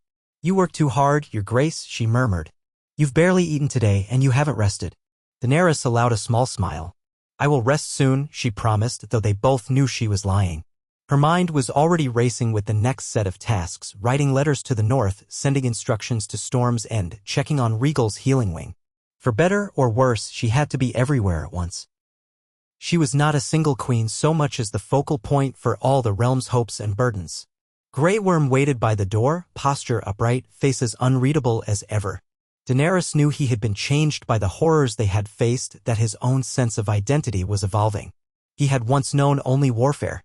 Now he found himself in a land that required more than discipline and readiness. Sometimes she noticed him watching the city's children play, a conflicted light in his eyes. Yet still, he led the Unsullied with unwavering loyalty, ensuring King's Landing remained safe from any lurking threat. That night, Daenerys sat at a small desk near her bedchamber, writing letters by candlelight. She composed a missive to Sansa Stark, thanking her for the scouts she had dispatched. She asked for more details on the partial undead remains near the last hearth and inquired whether a joint force of northern riders and unsullied spearmen might cleanse the area once and for all. Then she penned another letter to Yara Greyjoy, who had stayed in the Iron Islands, encouraging further cooperation in shipping and defense. A few months ago, the Iron Islanders had sent valuable shipments of salted fish and iron ore. Daenerys intended to strengthen that bond so that no corner of Westeros felt abandoned. At some point close to midnight, she realized that her eyes were bleary from fatigue. She set down the quill, flexing her stiff fingers. Her stomach ached with hunger, yet she could not muster the energy to call for a meal. Instead, she stood and crossed the room, opening a narrow window that overlooked the city. The streets below gleamed with torchlight. The hush of night was broken by distant music, perhaps from a tavern that had reason to celebrate being alive. Through the open shutters, she felt a mild breeze, carrying with it the faintest hint of salt from Blackwater Bay. It was a stark contrast to the frigid howls of wind she remembered on that day the dead stormed their gates. She rested her forehead against the cool stone sill and allowed her thoughts to wander. Memories flickered of her father's madness, of her mother's death, of the exodus across the narrow sea. Then she recalled the joy of hatching her dragons in the flames, the sweet taste of liberation in Slaver's Bay, and the heartbreak of losing Viserion to the Night King. In a strange way, all these pieces of her life had culminated in that final confrontation. It felt as though her entire existence had been guided to that singular moment, for better or worse. She listened to the quiet city, remembering the hush that had fallen just before the dead arrived. Now there was life, laughter, music, even a dog's bark echoing up from a far courtyard. Life had one. Daenerys closed her eyes, breathed, and resolved that she would fight just as fiercely to preserve peace as she had fought against the White Walkers. Eventually, she found her bed. Sleep came in fits and starts, plagued by flashes of the Night King's icy stare. Yet in the intervals of rest, she dreamed of new possibilities, a city without fear, a realm that thrived on cooperation, and a country whose sense of unity might outlive her own reign. When morning broke, the Red Keep bustled with renewed vigor. Servants carried trays of bread and fruit to feed the lords and ladies who had come seeking audiences. The scent of sizzling fish drifted up from the kitchens.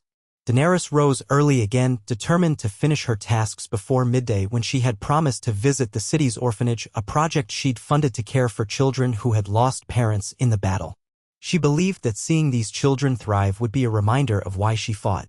She found Tyrion in the corridor near the throne room, speaking with Davos Seaworth in low tones. Davos, once the Onion Knight of Stannis Baratheon, had become a roving advisor to any who served the realm's interests. His presence in King's Landing was both comforting and sobering, for he reminded everyone of what misguided ambition could do to a country. When Daenerys approached, Tyrion glanced over with a nod of greeting. Davos bowed slightly. The lines on the older man's face had deepened in the past months, but his eyes still held that earnest loyalty she had come to rely on. "We've just received word from the Stormlands," Tyrion said, adjusting his tunic. "It seems some lesser lords are quarreling over farmland boundaries. Nothing unusual, but they're causing enough trouble to disrupt the flow of supplies to the city. If we don't intervene, we might see shortages by winter." Davos grunted. Common folks in these lords' lands are caught in the middle. They can't plant or harvest without fear of crossing property lines. Ridiculous. Daenerys frowned, scanning Tyrion's notes.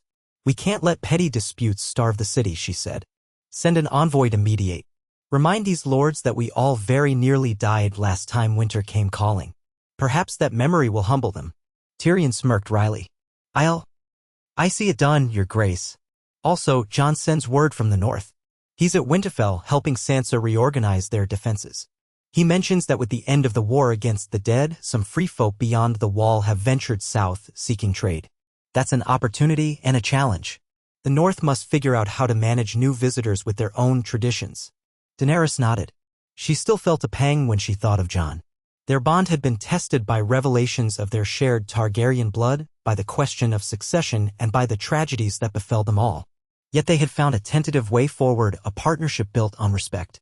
While he tended to the north, she oversaw the south, and she expected them to continue exchanging resources and knowledge. Perhaps in time, the scars between them could fully heal. By midday, Daenerys was walking through the lower city, heading toward the newly established orphanage near the Dragon Pit. Clusters of small folk paused to stare and bow as she passed.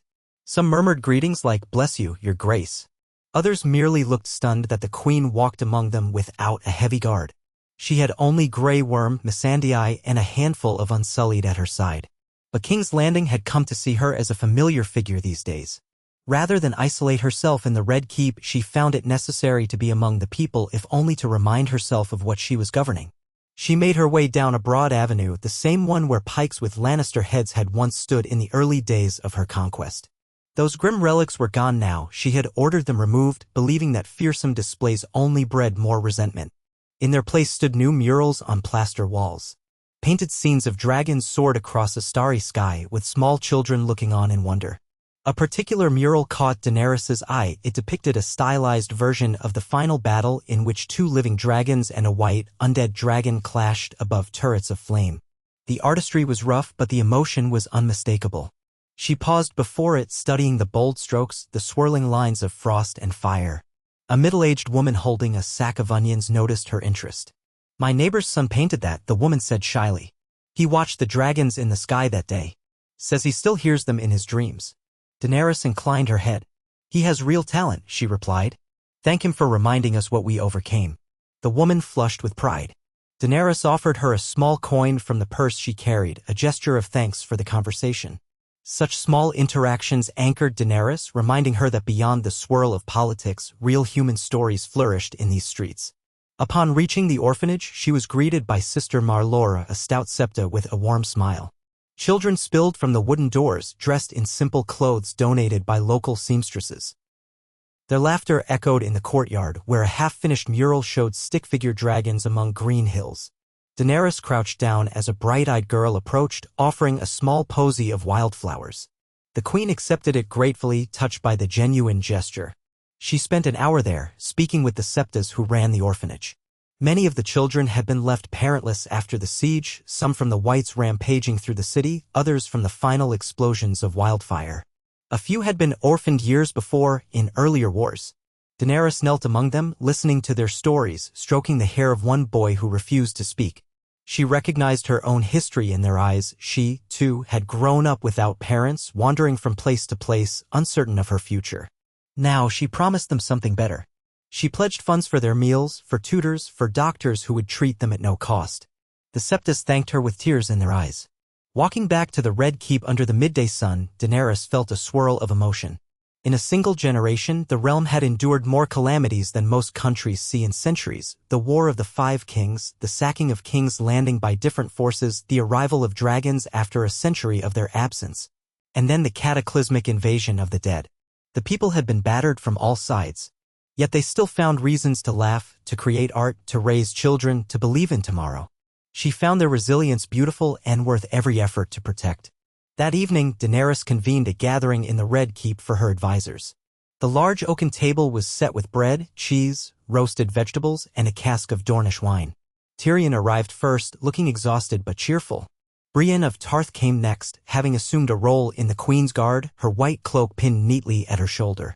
Jaime Lannister, though no longer the head of any King's Guard, attended as her partner in arms, his golden hand shining in the candlelight. Davos Seaworth lingered near the doorway, not officially part of the council, but always welcome for his counsel. Grey Worm stood behind Daenerys' seat, quietly watchful, while Missandei took a place at the Queen's right side to record the proceedings.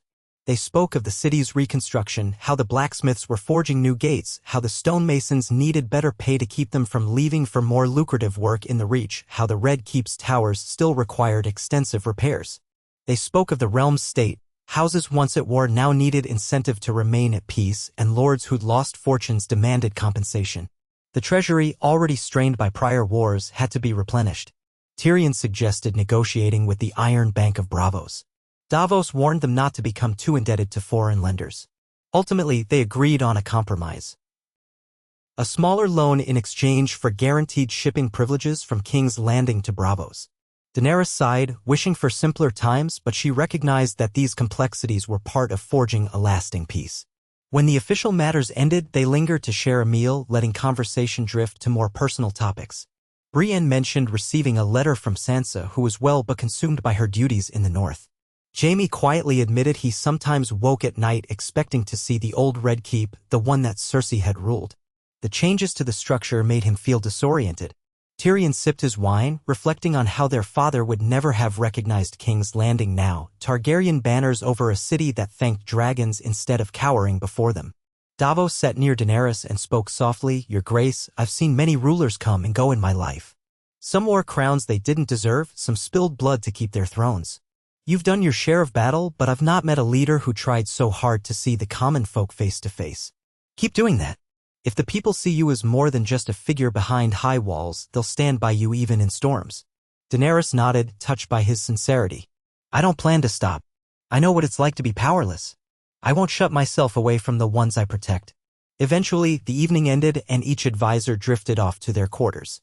Daenerys took a solitary walk through the courtyard, passing the towering keep where her dragons often roost. Rhaegal, wings still somewhat stiff, perched atop a half-collapsed turret, gazing down with luminous eyes. Drogon nestled beside him, tail draped over the edge like a massive black serpent. Both raised their heads when Daenerys approached. She paused, calling softly to them in the tongue of old Valyria. Drogon rumbled in response. Rhaegal let out a gentle grunt as though telling her all was well. She reflected that they too deserved peace after so many battles. Their injuries were healing, but deeper scars remained. Drogon still bore marks from the undead dragon's freezing breath. Rhaegal's wing membrane had lines of scar tissue from iceburn. Every time she saw those wounds, she remembered the terror of that final aerial duel. Yet now here they were, alive under a quiet sky. She offered them each a touch, resting her hand against Drogon's warm scales, feeling the faint vibration of his heartbeat through her palm. In that moment, she felt profoundly grateful.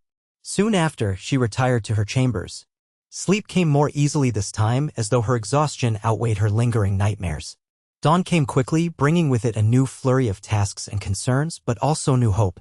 That was the pattern of her life now, an unending dance of vigilance and forward momentum, tempered by the sweetness of seeing each new day dawn over a city once threatened by endless night. Weeks slipped into months and the weather turned gentler. The realm sent representatives to King's Landing more frequently. Some came to pledge loyalty, others came with trade proposals. A number arrived with marriage prospects, hoping to unite their house with the crown. Daenerys entertained these proposals only in a formal sense. She was not eager to marry for political gain. In her heart, the entire question of lineage had grown complicated. Her own Targaryen blood had been used as a claim, but she no longer saw the monarchy as an unassailable right by birth. She had come to believe that a ruler needed to prove themselves worthy time and again. One day, Arya Stark appeared unannounced at the gates of the Red Keep, startling the guards. She had come from distant parts of the continent. Some said she traveled west of Westeros for a time, searching for unknown lands. Nobody was certain as the girl told few people her full story. But she arrived dusty with a worn cloak and a short sword strapped to her hip and asked to see the queen. When Daenerys heard, she left her council meeting immediately to greet Arya in the throne room. Memories of Arya's final blow that destroyed the Night King the first time flickered through Daenerys's mind. She could never forget that this fierce young woman had once saved all their lives. Arya, bowing politely but with little deference, brought word of scattered troubles far across the seas. Merchant ships along the coast of Essos whispered of a sorcerer who claimed to have discovered the secrets of necromancy that raised ghouls akin to wights. Whether it was idle rumor or a genuine threat was unclear. Arya had come to warn Daenerys, as she had come to suspect that any rebirth of such dark magic could imperil Westeros yet again. Daenerys felt a pang of alarm, though she tempered it. She knew better than most how rumors of the unnatural could spread. Nonetheless, she told Arya that they would be vigilant and if needed she would send envoys to investigate the free cities. She would not be caught off guard by the undead a second time. They spoke late into the evening, sharing a cautious camaraderie forged by mutual respect. Arya was still the self-possessed wolf of the north, forever changed by her trials. Daenerys sensed a kindred spirit in her, someone who had also faced adversity at a young age and emerged tempered by fire and blood. Arya stayed a single night, slipping away at dawn without fanfare. Only a note remained in her chamber, thanking Daenerys for her hospitality and urging the queen to remember that darkness never sleeps. Daenerys folded that note and tucked it away as a reminder. Amid these swirlings of potential foreign threats, King's Landing continued its slow but determined revival. Tyrion arranged the first formal festival since the siege, a harvest fair to celebrate the regreening of the fields. It was a modest affair by old courtly standards, but to the small folk, it felt like a grand triumph. Vendors set up stalls outside the city walls, offering roasted nuts, honeyed cakes, barrels of ale, and grilled fish from Blackwater Bay. Children raced between booths, squealing with delight at simple games. Musicians plucked at strings, playing lively tunes that rang over the newly built walls. It was the kind of gathering that once would have seemed impossible under the constant shadow of war. Daenerys, escorted by Missandei and a few unsullied, walked among the festival goers.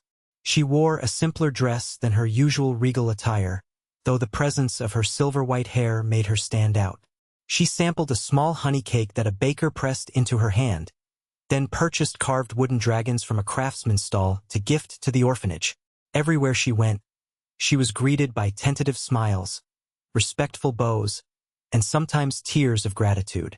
But she also witnessed normal disputes, haggling over prices, arguments between neighbors, drunken scuffles that the city watch quickly broke up.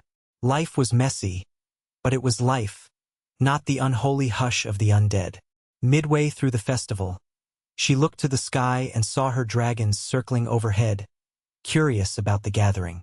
Drogon unleashed a small burst of flame, more show than aggression, illuminating the sky in a swirl of embers. The crowd gaped, and some cheered. Others, still remembering old terrors, backed away warily. But no calamity befell them. Instead, the dragons simply soared, a living testament to the realm's survival. Toward evening, Daenerys found herself at a large communal table where local farmers had laid out fresh produce. Tomatoes, onions, cucumbers, and bread baked from the new harvest. Tyrion arrived with a goblet of wine, his grin wide as he surveyed the lively scene. A far cry from the days of pitched battles and scorched earth. "Isn't it?" he said. She nodded, relief mingling with the knowledge that such peace was fragile. "Let's enjoy it while it lasts," she replied. "We'll have many more battles to fight, though I pray they're fought with words and reason, not blades." That evening, fireworks soared above the city walls, bright reds and golds bursting against the twilight sky. Daenerys watched from a small hillock, the noise ringing in her ears. She allowed herself a moment to close her eyes and remember the hush of the dead. Then she opened them to color and sound. This was the realm she had hoped to see, one that reveled in the living, that embraced hope. Even if the road ahead remained perilous, nights like this proved that a new era had begun. Yet, as the months continued on, not all was serene. Whispers of banditry in the western hills grew more frequent. A minor feud erupted between two branches of House Tarly, each claiming rightful inheritance after the tragedy of their father's death in past wars. Daenerys found herself forced to play mediator again, carefully sifting through genealogies and marriage records to restore order.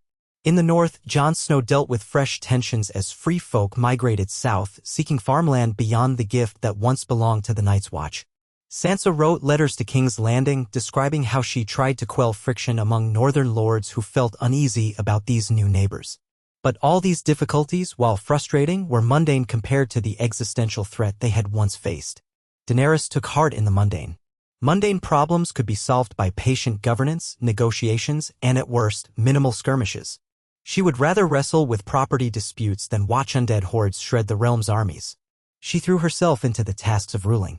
Gradually, she established a council of representatives from each major region: the Crownlands, the Reach, the Stormlands, the Westerlands, the Vale, the North, the Riverlands, Dorne, and even the Iron Islands. Each region sent 2 delegates, 1 noble and 1 commoner, forming a small assembly that would meet quarterly in King's Landing to discuss the realm's challenges. This concept drew skepticism from many highborn who disliked the notion of commoners voicing opinions on matters of state. But Daenerys insisted that every region's people deserved a seat at the table. As the first assembly convened in the Red Keep, Daenerys watched with guarded optimism. Tyrion oversaw the proceedings, ensuring each delegate had a chance to speak. The commoners, some in simple cloaks and modest shoes, hesitated at first, intimidated by the Grand Hall. But as they gained confidence, they spoke passionately about shortages, about roads in disrepair, about the need for farmland distribution, about the orphan crisis. The noble delegates interjected with their concerns about alliances, trade tariffs, the cost of shipping. Daenerys acted as a final arbiter. Though tension flared at times, by the end of the session they had hammered out solutions to several pressing issues. For the first time in living memory, the realm's governance had taken a step toward inclusion, more voices, more perspectives. In the aftermath, Daenerys walked among the delegates as they filed out. She offered quiet words of thanks for their participation. Some bristled under the new system, suspicious that it would erode noble authority. Others seemed intrigued by it, particularly those who recognized how a broader base of support could stabilize their lands. Daenerys knew it would take years, perhaps decades, to see if this experiment bore lasting fruit. But at least it was a start. A few delegates bowed low, expressing gratitude that they had been heard. She reminded them that this was only the beginning of their responsibilities. They would be expected to convey the Assembly's decisions back to their home regions to keep the lines of communication open. There were many cracks to fill in a land that had known so much division. When the day's business was done, Daenerys retired again to her chambers to draft letters confirming the Assembly's outcomes. She found Missandei waiting, bent over a desk, meticulously recording the minutes of the meeting. Missandei looked up with a smile. "It went better than I feared," she said softly. "People listened. They argued, but they did listen." Daenerys poured water from a pitcher, her throat dry from hours of discussion. "They did," she agreed. "If we keep working at it, perhaps this will be the foundation of something new, something that outlasts me and my dragons." Missandei reached out, gently touching Daenerys's cold arm. "You're shivering," she said. "Are you unwell?" Daenerys shook her head, though she did feel a slight chill. Sometimes the memory of the Night King's grip flared into physical discomfort. "I'm fine," she whispered. "Just tired. Winter's shadow lingers even though the sun is out." The next day brought a new challenge. Word arrived that in the far eastern reaches of Essos, a petty warlord had begun calling himself the Scion of Ice, claiming to have harnessed powers reminiscent of the Night King. Merchants carried outlandish tales of entire villages turned into undead slaves. Unsure how much truth lay behind the rumor, Daenerys and Tyrion resolved to send envoys across the sea to gather intelligence. Westeros was still too bruised to launch any grand expedition on rumor alone, but she refused to dismiss the possibility entirely. If there was any shred of truth, she could not let it fester into another apocalypse. While preparing these envoys, Daenerys consulted with Davos, who had traveled extensively by sea. She tasked him with overseeing the ships and supplies. She also requested that a few skilled warriors accompany the diplomatic mission, just in case. Jorah Mormont's absence weighed on her mind at times like this, but he had died at Winterfell, giving his life in her defense. She found herself leaning on the counsel of Ser Brienne, who calmly recommended a small escort of knights loyal to the crown. The queen agreed, feeling that Brienne's sense of honor of feared a certain reassurance in uncertain endeavors. Within days, 2 ships set sail from Blackwater Bay, carrying half a dozen envoys and a modest retinue. Daenerys stood on a pier to watch them depart, the salty wind lifting her hair. She could almost remember another time she had sent ships across the sea, back when she was still forging alliances to claim the throne. Her world had changed 1,000-fold since then. Tyrion stood beside her, silent but thoughtful. As the ships became specks on the horizon, Daenerys quietly hoped that whatever was happening in Essos would not threaten to undo the fragile peace they had built. Returning to the Red Keep, she found her schedule packed with more mundane matters. Some days she felt like a juggler, keeping 100 balls in the air. The city's sanitation, the enforcement of fair trade, the administration of tax relief for war-torn villages, the training of the City Watch, the integration of Dothraki riders who now patrolled beyond the city to keep the roads safe. She had to remain vigilant that these Dothraki, once so unused to walls and laws, continued to abide by the realm's customs.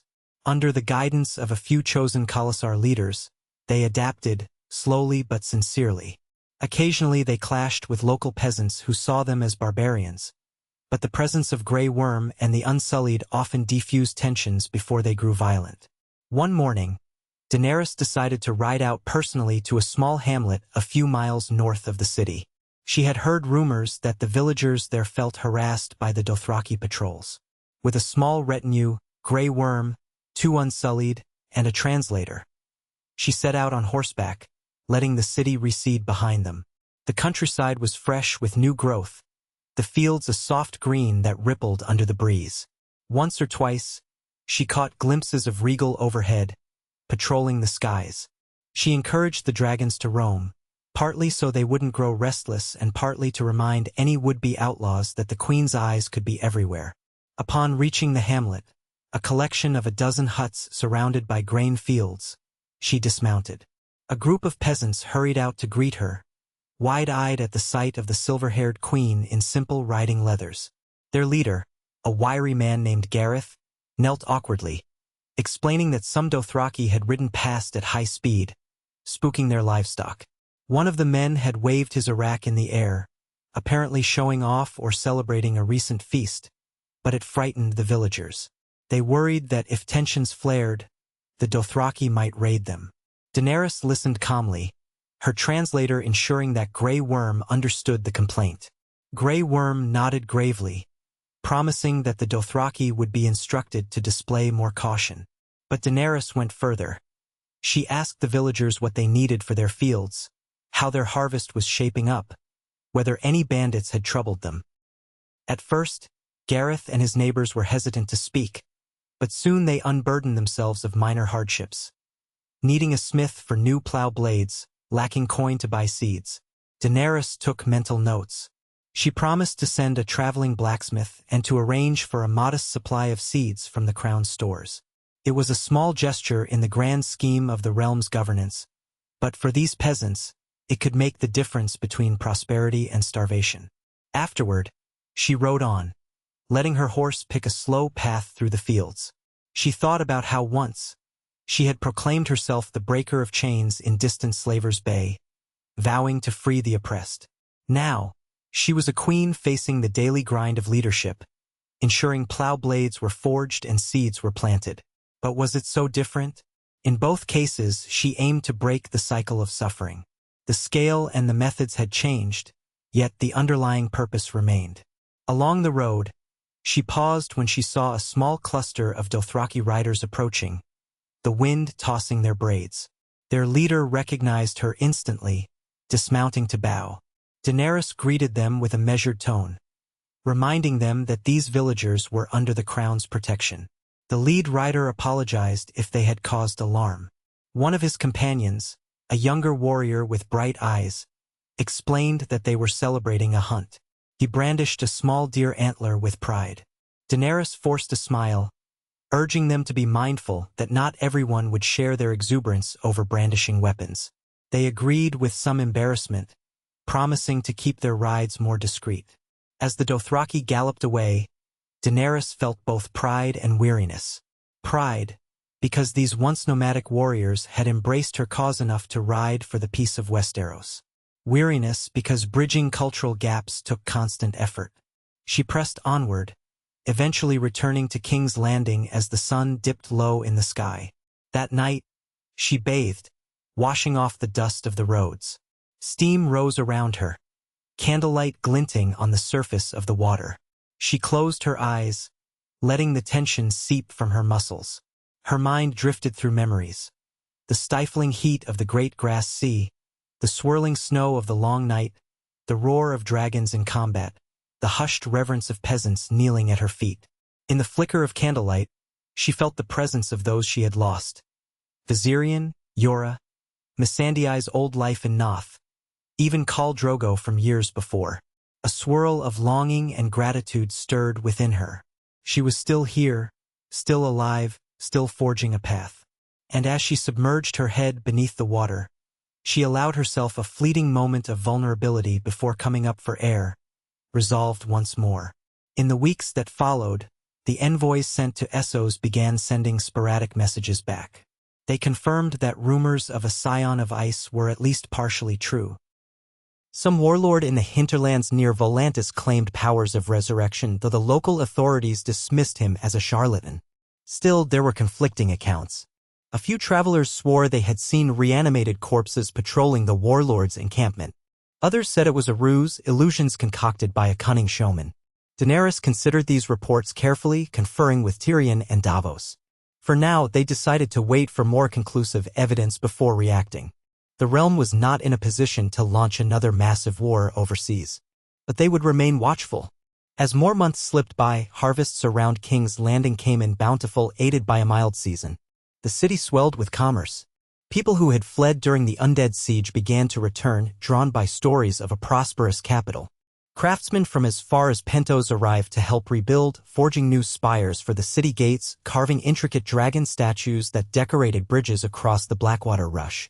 Daenerys began to see fresh growth in every quarter, from the orphanage to the markets. Even the air felt cleaner, the stench of war gradually replaced by the sense of baking bread, of farmland, of vibrant life. One day, she received a raven from Sansa Stark inviting her to visit Winterfell for a gathering of northern lords. Daenerys felt a tug of hesitation. The last time she had been in the north, the region was shrouded in fear, and the great battle at Winterfell had cost them all dearly. But if the north was healing, perhaps it was time to show unity. She sent word that she would come once she had made proper arrangements, possibly bringing a small retinue and one dragon if the weather allowed. Sansa's reply expressed guarded welcome, indicating that the north still held memories of the wars that Daenerys' arrival had brought. But Sansa also acknowledged that new alliances demanded face-to-face presence.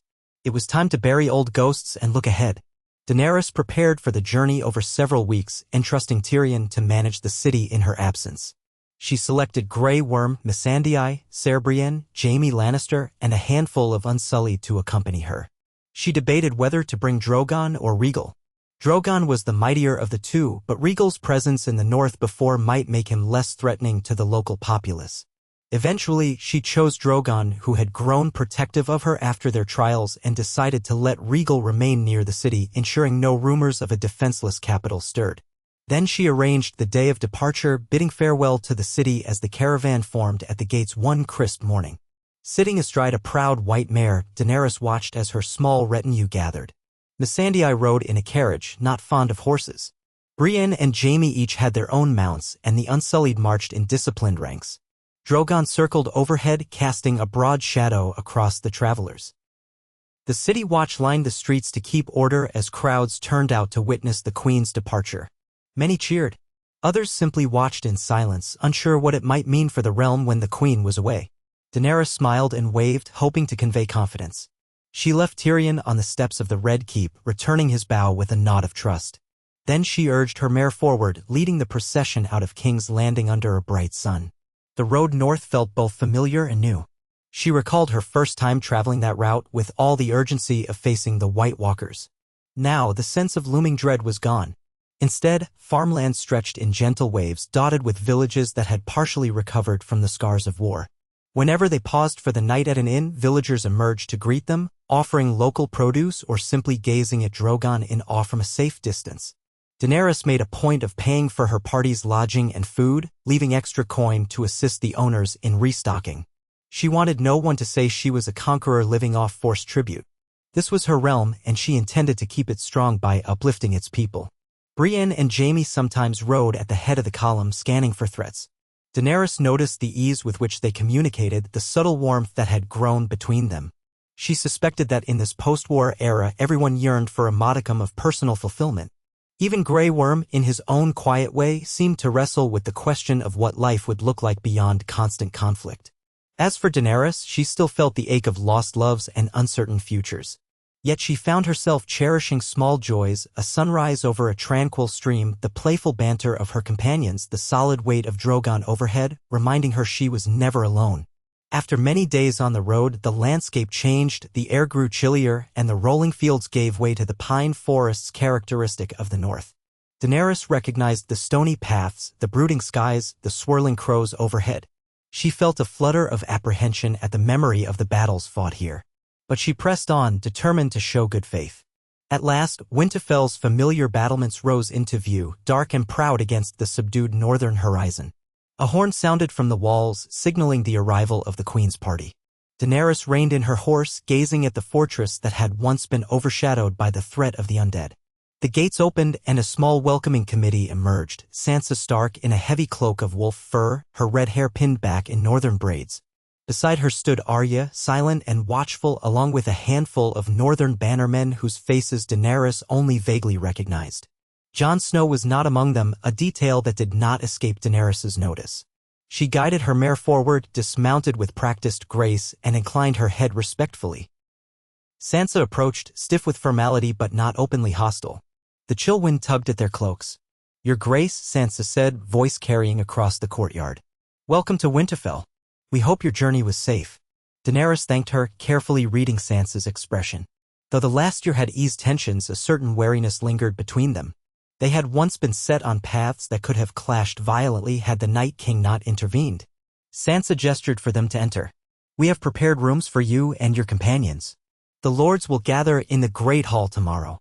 In the meantime, rest and warm yourselves." Daenerys introduced her entourage. Arya's face remained impassive, though Daenerys sensed a flicker of respect in her eyes as she greeted Brienne. Grey Worm stood at attention, causing some of the Stark guards to glance warily at his unsmiling face. Jaime, ever diplomatic, inclined his head politely to Sansa. The group proceeded inside, boots echoing on the stone floors. Winterfell's Great Hall was much as Daenerys remembered, sturdy wooden beams, a massive hearth at one end, tables arranged for feasts.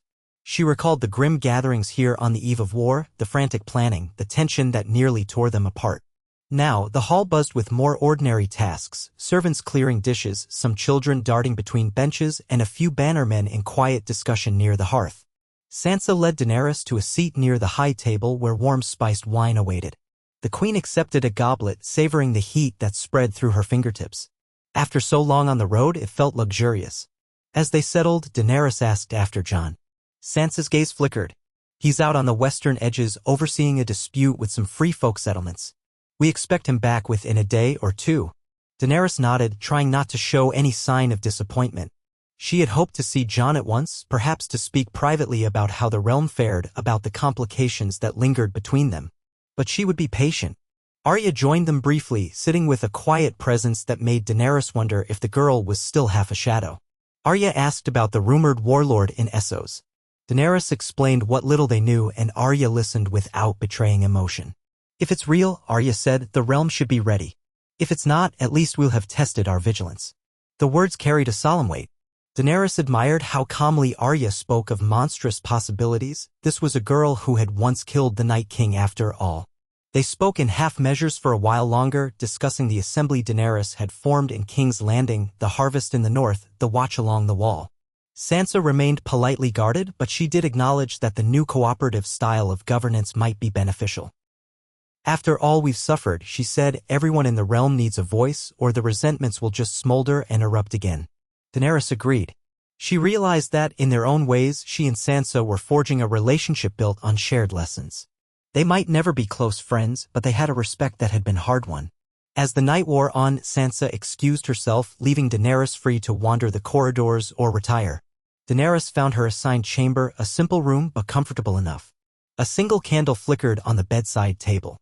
She removed her traveling cloak, draping it over a wooden chair. Outside the small window, she could glimpse the courtyard where Winterfell's residents moved about with steady purpose. In the distance, she imagined Drogon, perched beyond the castle walls in the open fields. Guards would ensure he did not alarm the local livestock too much. Exhaustion tugged at Daenerys. She lowered herself onto the bed and stared at the ceiling's rough-hewn beams. This fortress had once seen the dawn of the world's darkest day. Now it was simply a stronghold in a realm healing from unimaginable wounds. She exhaled, thinking that perhaps the quiet hush of a northern night would grant her a night's rest free from nightmares. She drifted into slumber with a vague sense of hope mingled with unresolved tension. Morning came gray and cool, typical for the north. Daenerys rose early, dressing in a modest gown lined with fur to ward off the chill. Missandei helped her with the fastenings, fussing over the queen's hair. "You'll want to look your best for the northern lords," Missandei teased lightly, and Daenerys tried to smile, though she still felt the gravity of this meeting. When she emerged into the hallway, Sansa was already waiting. Together, they proceeded to the Great Hall for a formal gathering. This meeting was smaller and more intimate than the assemblies in King's Landing.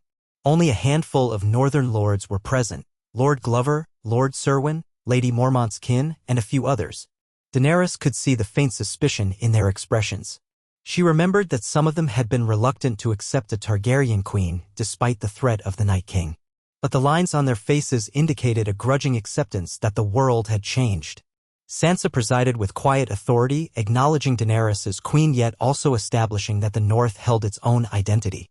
They spoke of practical matters, trade of grain and fish between the north and the capital, the possibility of sending some northern huntsmen to assist in clearing bandits in the western hills, the ongoing presence of free folk near the gift. One lord asked about the rumored menaces in Essos. Daenerys answered candidly, emphasizing that until the envoys returned, they had only speculation. Another pressed her on whether the Iron Throne would impose additional taxes. Daenerys assured him that she had no intention of overburdening the region. She needed a prosperous north, not an aggrieved one. Still, she reminded them that mutual defense required shared resources. There were a few grumbles, but they nodded, eventually recognizing that compromise was necessary. After the formal session, a light meal was brought out: stewed meats, fresh bread, and hot cider. Daenerys shared the table with Sansa and the lords, making polite conversation. She took the opportunity to praise the resilience of the North, hoping to bridge any lingering divides. Some responded with cautious gratitude, others still had guarded eyes. But there was no open hostility. In a realm still raw from cataclysm, this counted as progress. Just when she thought the day's business was concluded, trumpets blared outside Winterfell's gates. A moment later, the doors swung open and in strode Jon Snow, cloak dusted with road grime, expression mildly surprised to find Daenerys already seated at the high table. He paused, took in the scene, then offered a slight bow. The lords rose to greet him, as did Daenerys, her heart beating faster than she cared to admit. She realized how long it had been since they had seen each other face to face. Jon apologized for his late arrival. He had been settling a dispute in a remote corner of the north, and the roads were icy in places. He greeted Sansa with a nod, clasped forearms with Arya, who had appeared quietly at his side, and finally turned to Daenerys. He murmured her name, and she replied with his. It was a brief exchange laden with unspoken history. She noted the weariness in his eyes, the faint lines that spoke of constant responsibility. He too had not found much rest in this new era. They all sat again, letting Jon partake of some food. Conversation resumed, focusing on the topics discussed earlier. But Daenerys felt Jon's presence acutely. Though they had once been lovers, the revelation of their kinship and the subsequent chaos had driven a wedge between them. Now they stood on uncertain ground, allies in purpose but unsure how personal ties fit into the larger picture. Sansa did not intrude, though she watched them both with a discerning gaze. Eventually, the lords excused themselves, and Daenerys found herself face to face with Jon amid the half-cleared table. He ventured a faint smile. "You've come a long way," he said. She inclined her head. "The realm doesn't stop at the Trident. I needed to see how the North was faring." He nodded, brushing a strand of hair from his eyes. "We're recovering. Slowly. But winter always tries us. And this last one was beyond anything we expected." They fell into a subdued conversation, stepping away from the bustling servants to a quieter corner of the hall. He inquired after King's Landing, the new council, the repairs. She asked about his experiences with the free folk, how they were integrating. Their words were polite, measured, as though each was testing the other's warmth. Daenerys realized they had once shared an intense connection forged by shared battles. Now, in peacetime, they had to figure out what remained. Eventually, Jon guided her to a corridor, away from prying eyes. They passed a window that overlooked the courtyard, where Drogon's dark shape loomed at a distance, half hidden by drifting snow. Jon paused, glancing out at the dragon. "He's grown bigger? Or is it just my imagination?" Daenerys let out a small laugh. "He's stronger every day. The injuries from the battle have all but healed." Jon exhaled slowly, a flicker of memory crossing his expression. "I still hear that roar sometimes, in my dreams. The day you took down the Night King. I couldn't believe you managed it, even with everything stacked against you." She lowered her gaze. "We almost failed. If you hadn't thrown your sword, if Drogon hadn't intervened when he did, I wouldn't be here. We were lucky." Jon's voice was gentle. "Luck and courage. You gave everything to save that city." Daenerys felt an old ache in her chest. "We all did," she replied. They stood in companionable silence for a moment, letting unspoken words linger between them. The corridor's chill pressed in, so Jon suggested they move to a warmer spot near the great hearth in the hall. They settled on a bench, the fire crackling. Daenerys studied Jon's profile in the flickering light. He looked tired, yes, but also more assured than before. The weight of kingship no longer bore down on him, and yet he still carried the North's burdens in his posture. He asked quietly about her health, particularly that arm which the Night King had seized. She admitted it sometimes tingled with cold, though the maesters claimed it was only a memory of trauma. He frowned, concerned, and she shrugged it off, stating she had survived worse. A beat passed. He reached for her hand. She hesitated, then let him take it. The contact was tentative, each of them recalling old feelings that had never truly resolved. The warmth of his touch contrasted sharply with the phantom chill in her limb. Before they could speak further, footsteps sounded and Arya approached. She noticed their joined hands but made no comment. "Sansa's looking for you both," she said. "Something about the Night's Feast." Jon withdrew his hand, clearing his throat. Daenerys stood, smoothing her skirt. The moment was gone, replaced by duty. Together, they returned to the Great Hall where Sansa had begun organizing a communal meal for the Northern Lords and their guests. For the rest of the evening, Daenerys and Jon did not have a private moment, but the memory of that brief exchange stayed with her. The feast was hearty: venison, stewed turnips, thick bread. Mead and ale flowed, loosening tongues around the hall. Sansa made a formal toast to welcome the queen. Daenerys returned the courtesy, praising the North's resilience. Lords clapped politely. Some of the free folk present at Winterfell's edges came inside, more curious than formal, sampling the feast. Tormund Giantsbane was absent. He had wandered back beyond the wall, according to rumor, but a few of his kin mingled with the Northerners, forging a cautious camaraderie. Daenerys found herself seated near Arya, who asked pointed questions about the rumored necromancer in Essos. Daenerys answered honestly, reaffirming that they had no proof yet of a major threat. Meanwhile, Sansa and Jon addressed local issues, ensuring that winter stores were ample, that trade routes to White Harbor remained secure. Daenerys studied them from afar, noticing how well they worked together. The North was in good hands. Perhaps that was enough. She could remain in King's Landing, forging her new council while trusting the Starks to guard their domain. Yet she sensed that the entire realm needed a more unified identity if it was to weather future storms, natural or otherwise. As the feast wound down and the lords retired, Daenerys retreated to her chamber. The corridors were quiet now, torches sputtering in sconces. She removed her fur-lined cloak and sank onto the bed, mind spinning with half-formed thoughts. She wondered if she should speak to Jon about their personal history or if such discussions were pointless in the face of all that had changed.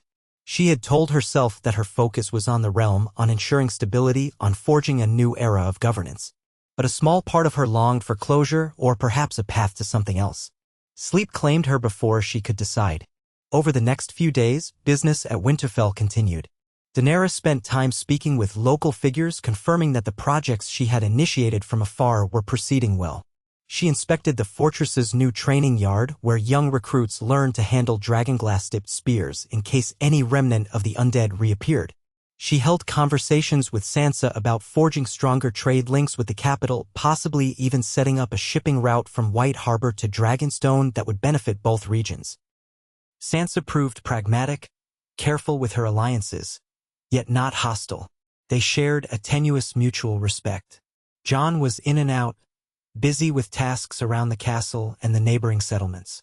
Whenever Daenerys glimpsed him, they exchanged polite words or joined the same gatherings. But privacy eluded them until one evening when she found him practicing archery in the courtyard, well after sunset.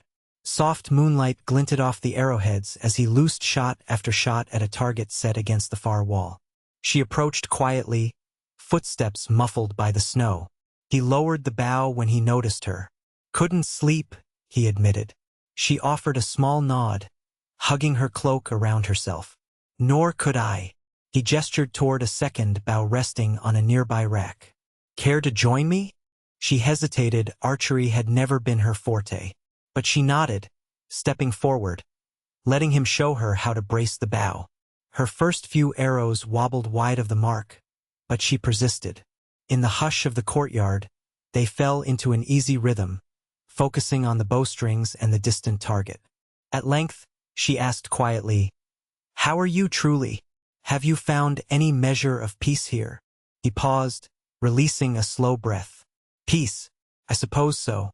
The North is calmer now, but I still feel the weight of everything we faced.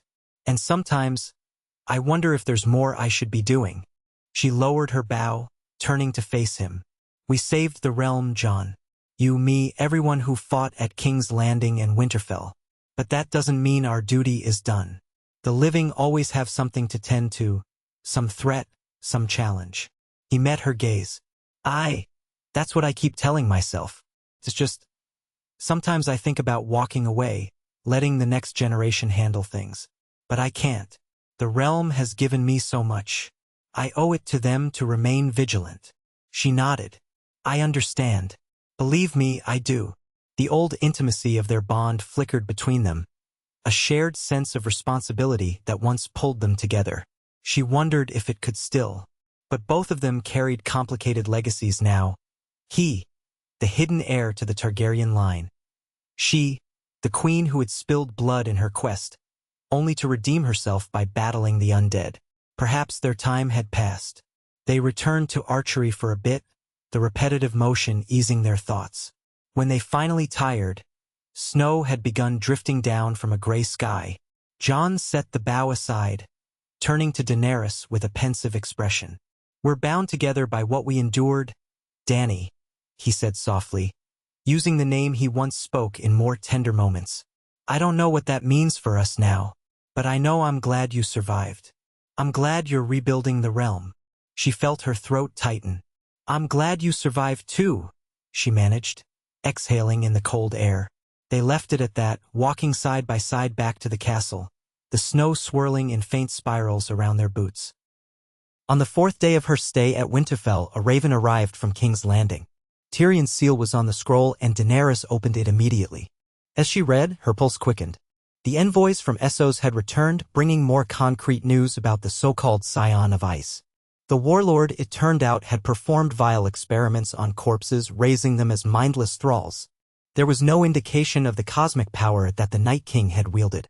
But local authorities in Volantis feared that these small pockets of undead might spread if unchecked.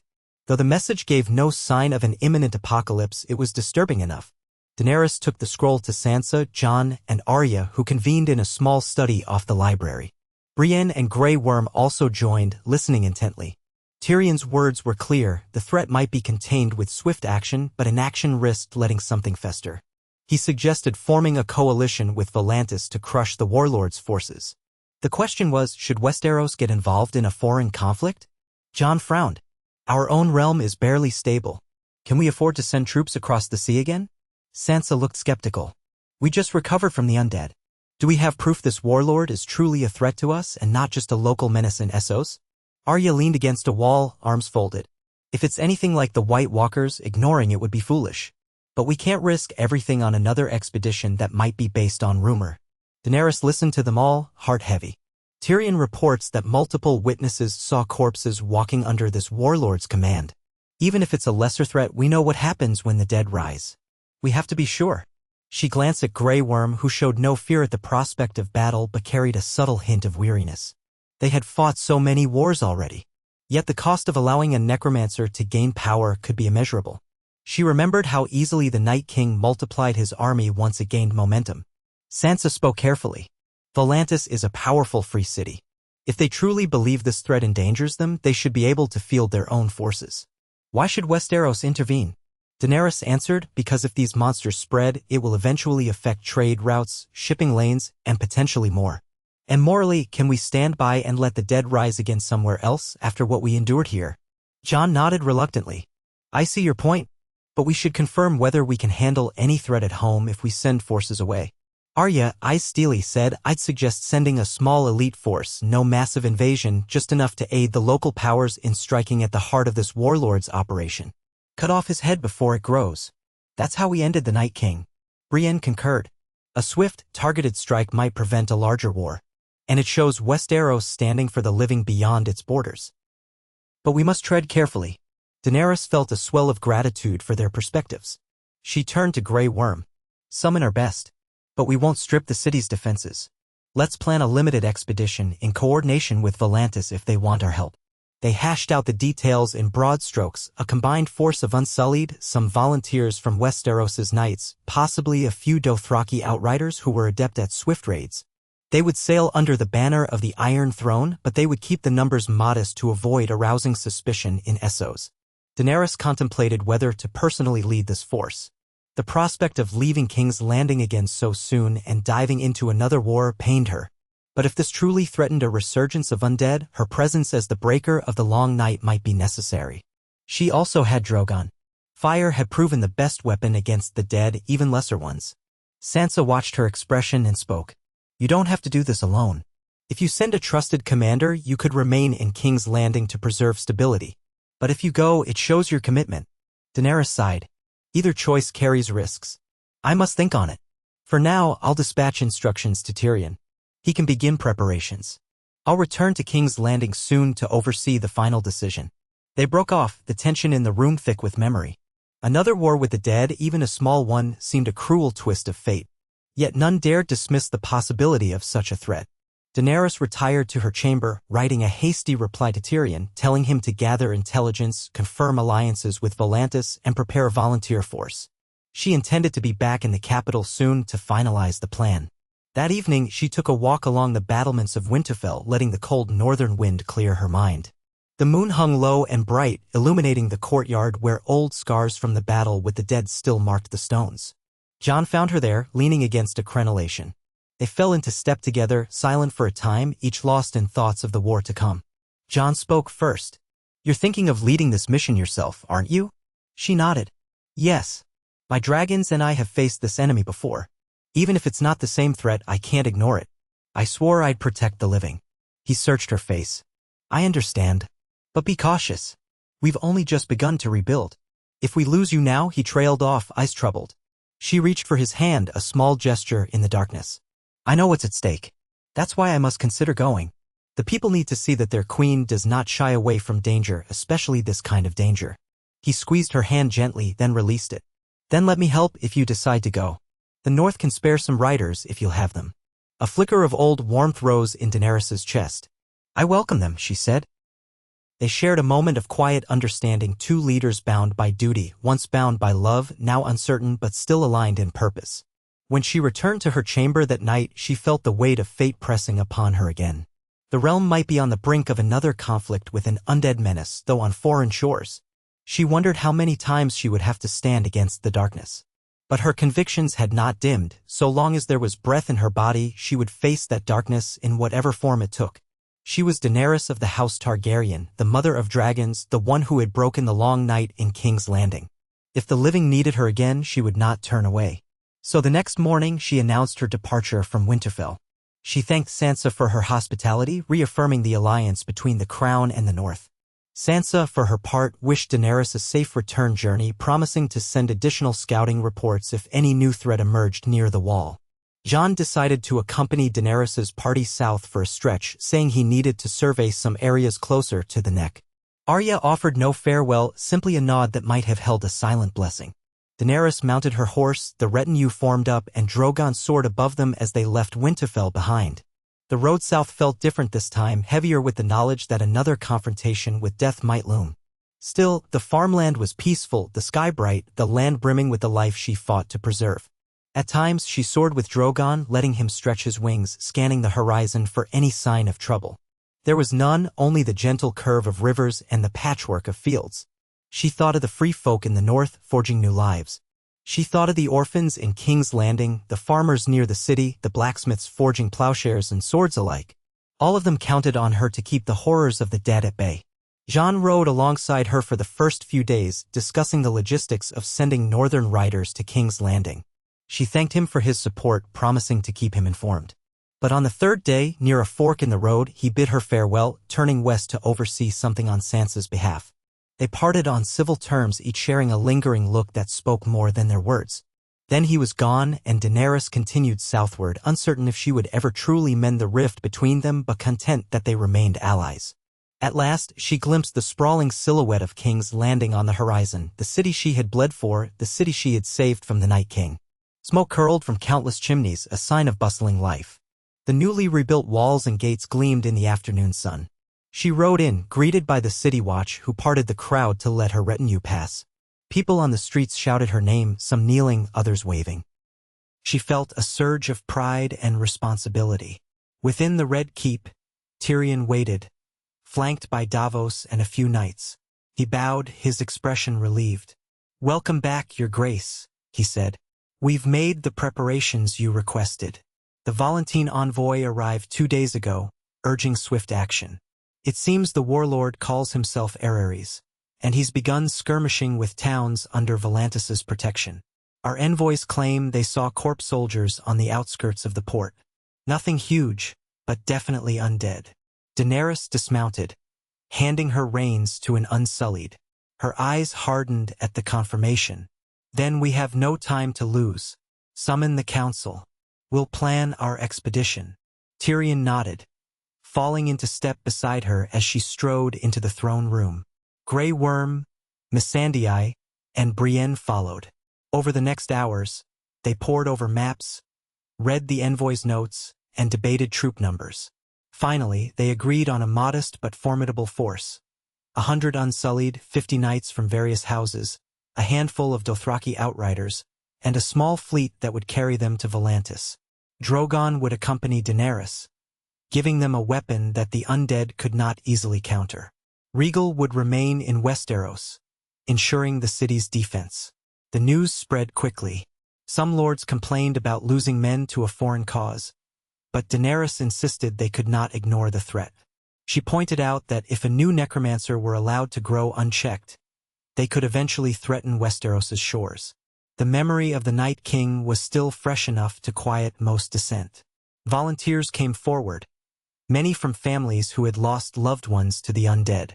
They vowed to ensure no one else suffered that fate. Within a fortnight, the expedition was ready. Ships docked at Blackwater Bay, stocked with provisions, weapons, and dragonglass. The Volantene envoy expressed relief at the swift response, though he insisted that Volantis had forces of its own prepared. They would act together, striking at the warlord's stronghold in land from the port city. Daenerys oversaw the final loading, ensuring every detail was addressed. Tyrion would remain behind his hand, maintaining the realm's day-to-day governance. Davos, having extensive knowledge of ships and sea travel, volunteered to come along. She gratefully accepted his presence would steady the mission. Brienne also insisted on joining, feeling her oath-bound duty compelled her to protect the queen. Daenerys welcomed her loyalty. On a misty morning, Daenerys stood at the prow of the flagship, Drogon perched on a specially reinforced deck behind her. Grey Worm directed the Unsullied to their stations. Sailors hustled to raise anchors, coiling ropes. A hush fell over the crowd on the docks as people realized the queen was departing again to face an undead menace. Daenerys gazed at the receding shoreline, the Red Keep's towers fading into the morning fog. She felt a rush of déjà vu, remembering her voyages in Slaver's Bay, her crossing to Westeros, her return from the north after the first battles with the White Walkers. She had once believed that if she defeated the Night King, she could finally rule in peace. But fate, it seemed, had other designs. As the ships cut through the waters of Blackwater Bay, Daenerys allowed herself one final glance at the city she loved. The new era she had forged must endure, even without her constant presence. Tyrion, Missandei, the city council, and the people themselves would safeguard what they had built. She clutched the ship's rail, the salt spray on her face mingling with the memory of blood and ice. Her dragons had burned out the plague of the dead ones. Now, across the sea, she would see if that flame needed to be lit again. The wind caught the sails, carrying them eastward. Drogon let out a deep roar that echoed over the waves, a challenge to any foe who dared resurrect the horrors of the long night. Daenerys felt her heart pound with a mixture of dread and determination. She was the mother of dragons, the defender of dawn, the queen who refused to let the dead claim the world of the living. If Aerys truly sought to raise an undead army, he would learn, just as the Night King had, that the living were not so easily conquered. And so they sailed toward uncertainty and the promise of another confrontation with shadows from beyond the grave. Daenerys stood tall at the prow, her silver hair whipping in the wind, a quiet conviction burning in her eyes. She would face this new darkness as she had faced every trial since her birth, with fire and blood, with unyielding resolve, and with faith in the spark of life that refused to be snuffed out. The waves rolled beneath her, the sky stretched out before her, and in her heart she carried the vow she had made to every soul who looked to her for hope, that she would stand against the night, no matter how many times it threatened to fall.